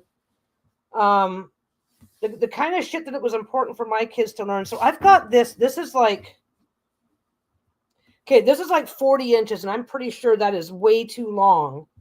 I'm probably going to cut off about 6 inches of it. Where's the other one? Ugh. When your fabric looks the same on the front and the back, the heck is that? Oh, that's just extra. But no, I mean, I think that's something. I think there's so many moving parts. That's the thing. That is the thing. Like when I was a kid, internet addiction wasn't a thing. When I was a kid, online dating wasn't a thing. When my kids were kids, online dating was brand new, and only weirdos did it, right? Being able to buy everything you want on the fucking internet, that didn't even exist. What? And I mean the idea that you could buy everything from your groceries to your, like I was just telling Lisa the other day, like if you had the financial resources. If you work from home, it is entirely possible for you to work from home and never be face to face with another human being again. That didn't even exist before COVID. You had to leave the house for something, right? My except for like an occasional checkup in person, my doctor's appointments are over the phone. As a matter of fact, last time I had a sinus infection, I even did that over the phone, because I get sinus infections once in a while. It's not a big deal. It's like, well, yeah, I have a sinus infection, but I also have allergies, blah, blah, blah. Okay, here you go.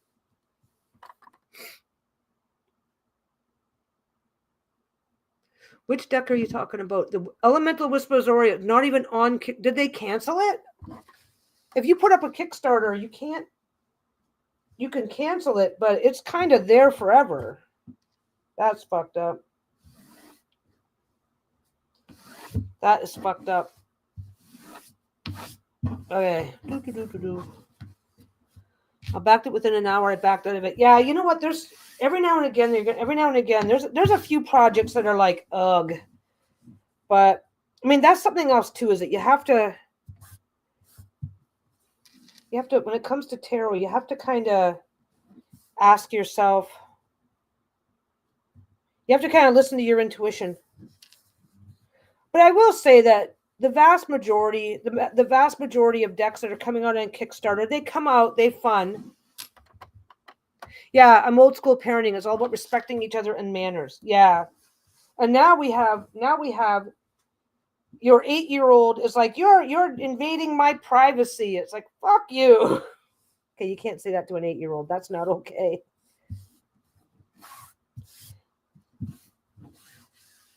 But no, I don't know. Like, it's a completely different world out there. It's a hell of a lot more complicated. The world gets very complicated at a much younger age than it did when we were kids. The last update of Victorian Fairy Tarot said that the deck landed. When was that?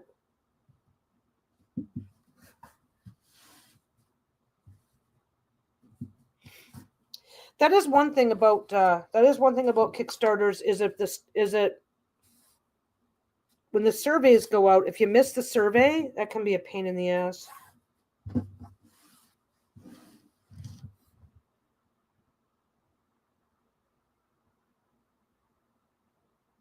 Huh.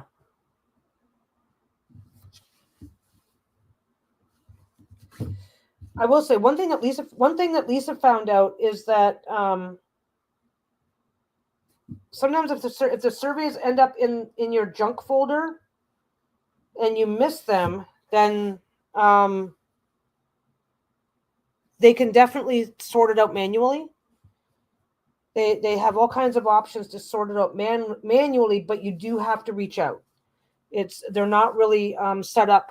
They're not really, depending on how many copies they sell, they're not really in a position like I've got how many copies of my deck out, right? So if somebody doesn't get their thing and doesn't fill it in, I might not have an opportunity to notice or realize for months.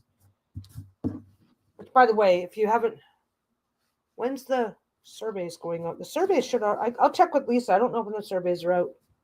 Actually, I can just check the Kickstarter now. Lisa's going to be walking in any minute now. Do.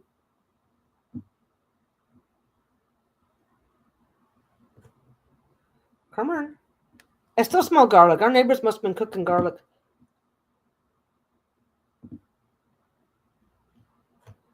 Where is it? Updates.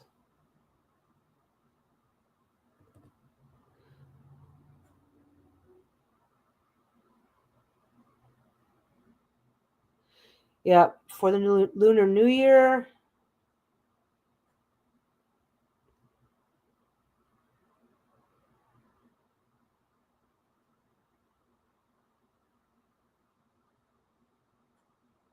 Yeah, end of February, early March.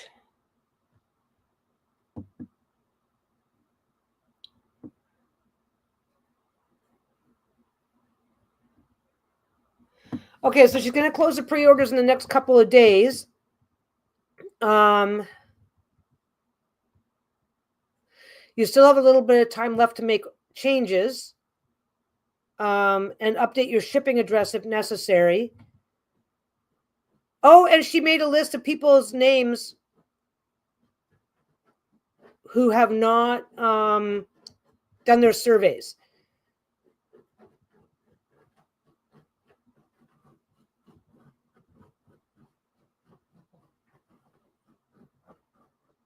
So, okay, so it's support at Pledge Manager. We basically hired a pledge manager to do this for us because they do this day in and day out. So there's no issue. So they did it beautifully last time. If for some reason you are on this list of people who have not done their survey yet, I know I'm only talking to like 11 people. If for some reason you haven't gotten your survey yet or haven't done your survey yet and you can't figure it out, just reach out to either me or Lisa and we will be happy. Okay. If you reach out to me, I will pass it on to Lisa or reach out to Lisa directly. And we'll be happy to make sure you get sorted out so that your survey is done. The survey is what you do.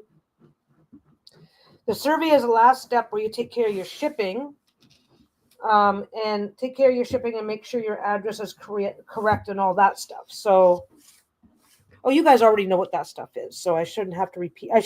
Well, then again, I haven't been talking nearly enough today. Okay. Just going to do that. Yeah, there's an updated list. Yeah, okay. So I've been confused about this Kickstarter thing. I've been contacted about filling out something to add on for a shipping fee, which I did, but there's no finalization button, so I didn't know if it took. There should be a finalization button. If you're trying to add something on and you can't, it could be, and you'd have to, if you know, you'd have to reach out to either, if it's this project, you would have to reach out to that. If it's a different project, you have to reach out to the creators. But when you're making your stuff available, when you're setting up your stuff, if I'm saying this right, and like I said, if you're not sure, check with Lisa. Basically, if we set it up, say we've only got 50 of something, then when we set it up, if you try to add it on, if you try to do an add-on for it and we happen to be out of it, then it's not going to let you do it, and then you'll have to remove it. And I'm not sure how that part works. So depending on what project it is that you're talking about, you may want to just reach out to the creators of the project and verify that they still have some of whatever it is left. And if you have no add-ons to cover, then you're just paying for your shipping, of course. But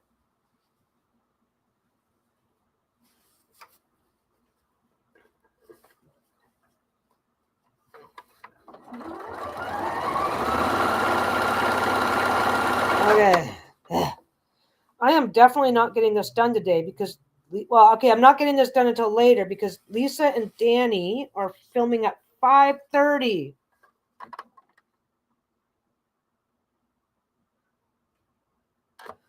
Lisa said, "I just the manager or the pledge manager." Yeah. Let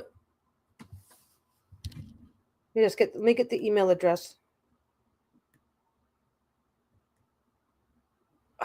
No, I don't want to do that. You ever try to copy and paste an email address, and the first thing it wants to do is open up your own shit?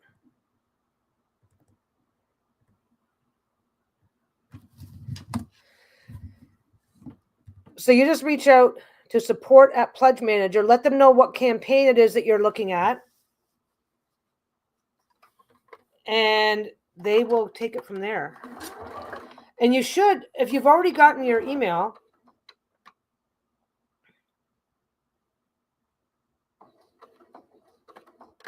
yeah, I wouldn't worry too much.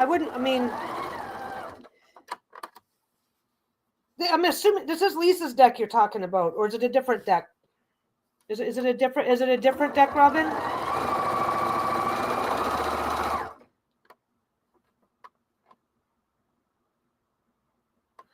Yeah, well, we will have some. We will have some copies, so that's not going to be an issue. We will have some copies, and we will definitely make sure that you're sorted out, no matter how it goes. We had a couple of people. Okay, just to clarify, we had a couple of people. Okay, the NSFW copy. Okay, we had a couple of people that just. I'm not sure if they had. I think they were using Apple Pay or something. I'm not sure. Lisa would. Okay, I'm not going to try and tell the whole story because I don't. Lisa would be able to explain the entire thing. There was a couple of people who had issues, and they just PayPal'd the shipping chart. They just PayPal'd Lisa for the shipping, and we just had it sent. Once it gets to the fulfillment center, our options for how to deal with things gets, and it's on its way. It's got to go to the fulfillment center before anybody else can get the deck, right? So with that in mind, if you can't figure it out, we will sort it out, and you will get your deck, and I wouldn't worry too much about it. So if it, Lisa can double check. What the hell's that doing? But yeah, Lisa will double check. Come on, there we go. Lisa will double check. When am I getting a beep? Oh, I'm getting a get off the fucking internet beep. Okay, Lisa, yeah, just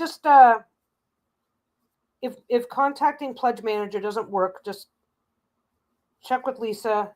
Let her know.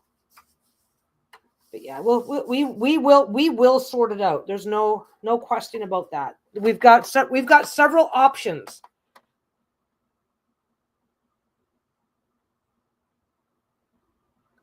Absolutely, Robin. That's exactly what I'm saying. It's a good thing that people know how to translate what I say, eh? Because God knows. What the hell am I doing here? That's what I'm supposed to be. It's a good thing people know how to translate what I'm saying. That is exactly what I'm saying, Robin. So yeah, if there's a problem, we will get a list that we can once everything's sorted out, we will get a list that we can look at. And it's not like we don't trust you. So we're gonna, it's like, hey, I didn't get the shipping sorted out, so I need you, whatever. We'll sort it out. Don't worry. There's ways for us to double check if we don't know you, and we will trust you if we do. So no worries there.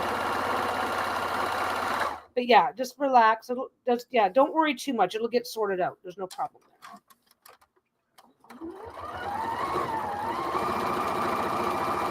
But just remember to stay in touch about it.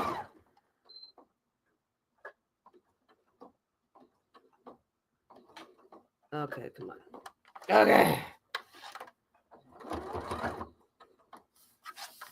Okay, last drama. So yeah, you just get your hand here. Whatever works for you, and you just let it be a guide that this slides through.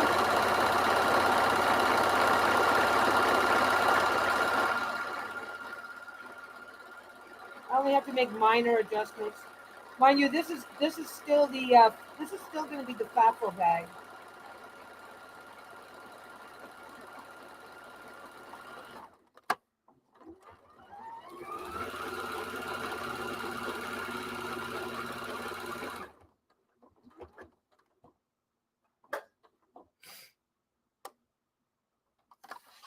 Ah, okay. You know what? Kickstarter's not for everybody. I'm selling the fucking deck, and I've never ordered a single thing. I've never ordered anything on Kickstarter for myself. So I wouldn't even know where to begin if I was trying to order off Kickstarter.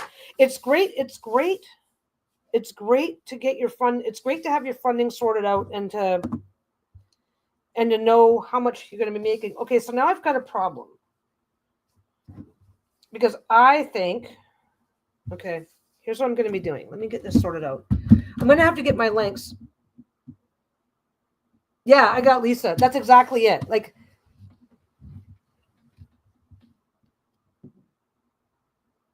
yeah, send an email to that link. Let them know that you're having a problem. But again, if it's, we had the same issue. Like, not every, like we had a few people who had never done Kickstarter before. They weren't sure what to do.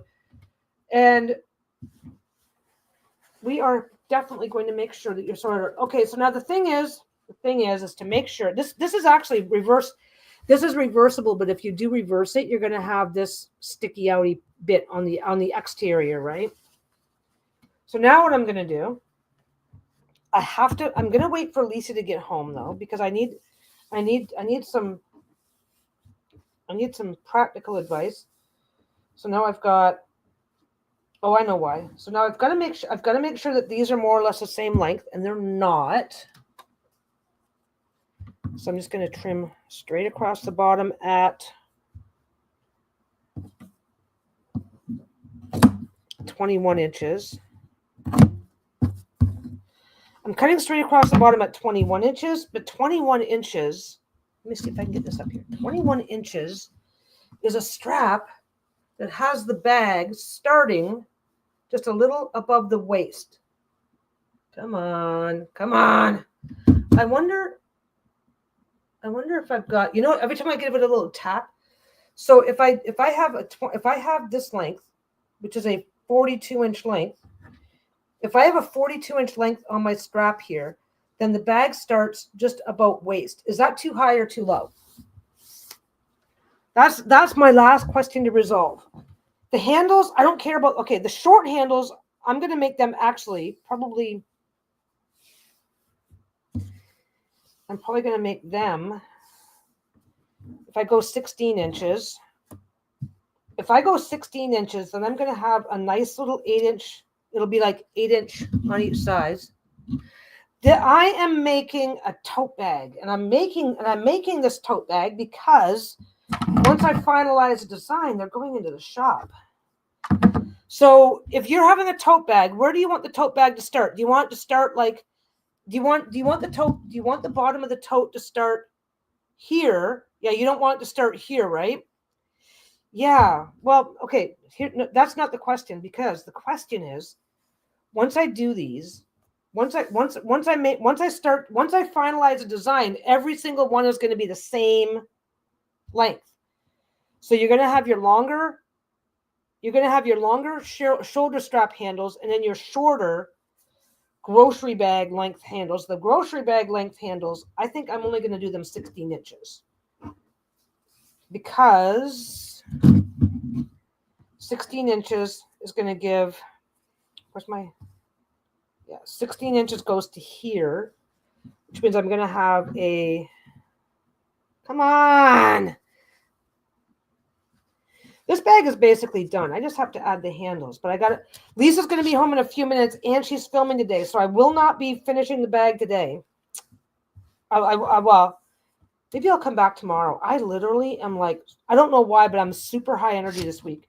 So if I go about 16 inches, it's going to be about like that. That's going to be the handles on that's going to be the short handles. And that might be too long. Would that be better? Like say 14? Yeah. I'm just wondering if, like I said, if the current length is going to have the bag starting at it. But then again, that's me. I'm like 5'2". I'm not a super tall person. Maybe I should have, okay, so that's going to be there. And then this is going to be, and I'm probably going to do them like pretty much side by side. And that's going to be like that. That is too long, isn't it? Oh, New Hollywood Squares, cute.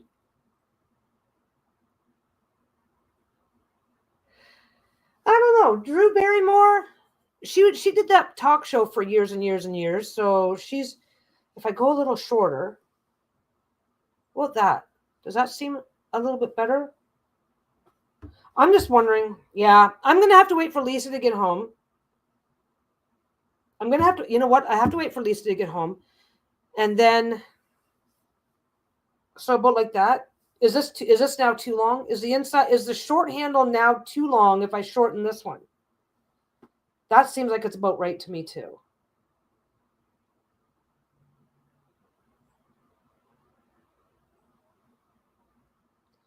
I'm just wondering if this one's now suddenly too long. But this is what it's gonna look like. Put it on and then put. Oh, I can't. Well, oh, blah blah blah. Let's see. Okay. Try not to stab myself.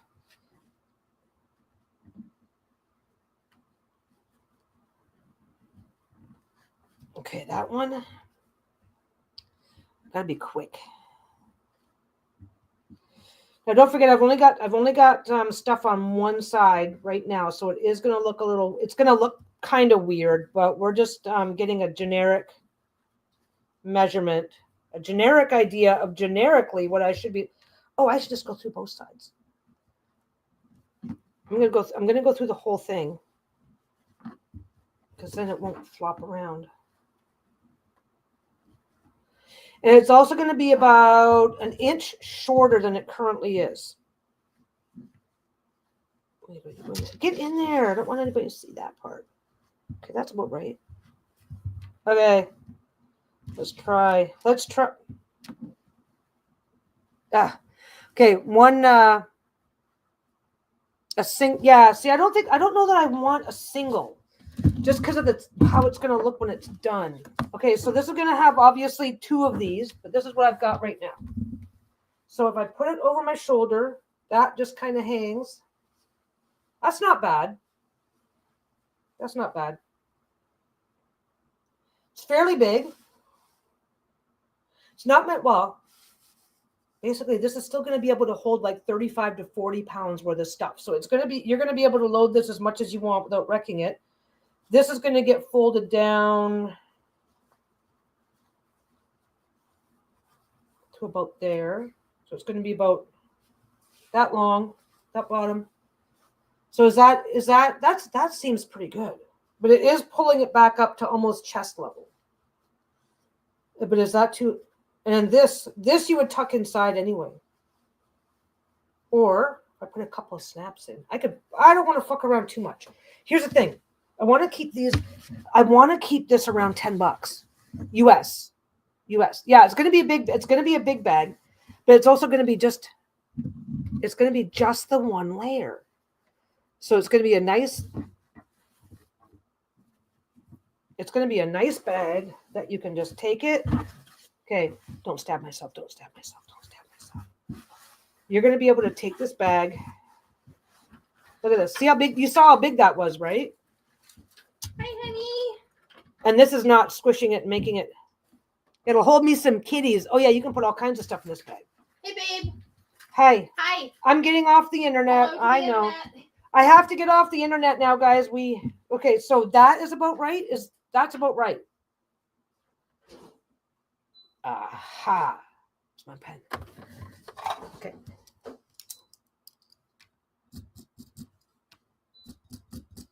Now, I'm still going to be obviously leaving a little bit to sew inside, but now this tells me how long. There. I'm getting feedback and we're sorting out the, there. Okay. You have a few minutes. You're Oh, I know. She said I have a few minutes, like 3. Okay. more than 3. Okay, so what did we decide? So you guys are awesome. You guys are helping me design bags. She's like, woohoo! Now she doesn't have to hear it every 5 minutes. I made it 1 inch longer. What do you think? I made it 1 inch shorter. What do you think? So what lengths do we have now? So this one here is going to be 14 inches. Oh, I'm not fretting about whether or not it's perfect, Tammy. I'm putting these in the shop. So what I do for the shop is once I settle on a design, and this is, gotta fold it in half. I'm not taking as much off as I thought I was going to be taking off. Where is it? There it is. Okay, and that is 36 inches. 36 inches of the long, 14 inches for the short. So this is what's going to happen next. Okay, this part's really easy. I'm gonna make sure I keep track. I don't know if I want to put a. Okay, I would like to put in a snap, but all I've got, the only snaps I've got, I'm not necessarily excited about. And then again, maybe it should have a snap will be easy. I can sort that out later. So what's going to happen is I'm going to fold this down. Then I'm going to fold it down again, right? I'll grab the short one I haven't marked. If I can find it. There it is. And then I'm going to put one in here. And one end in here, one end in here. I'll be measuring it all out, right? So then I sew it this way, and this strap will hang down to the inside, right? Then once it's done, I come back and I pull this up like that, and then I sew that into place. And I'll do the same thing with all 4 straps all the way around. If you sew it in like this, if you sew it in like I'll have it like this, and then I'll just sew all the way around to tack that into place. And then when I pull it like this, I can go all the way around, and that will reinforce it. So it's only going to be reinforced from the very top. It's only going to be reinforced from the very top, but it is intended to be a relative. Like I said, it's still going to hold like 20 to 30 pounds of stuff. It's like, because cotton holds a lot of weight. So that's going to be that way, and that's how it's going to look. And that will be the outside with the straps hanging up with 2, and it's going to have 2 seam lines. Yeah. Okay. That's what I'm doing, kids. And now I've got to go because, like I said, Lisa and Danny have a 5:30 appointment to film. Because Danny is what? 3 hours ahead of us? 2 hours? Yeah. Danny's a few hours ahead of us and has a nibbling that she has to worry about. So, get her kid fed on time and all that stuff.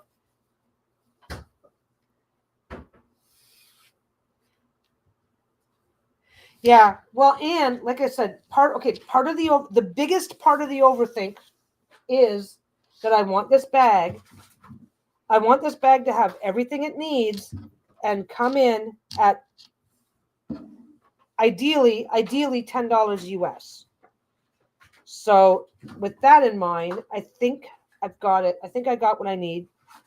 It'll have the 2 handles. I do have snaps, but I don't know if I want to use them.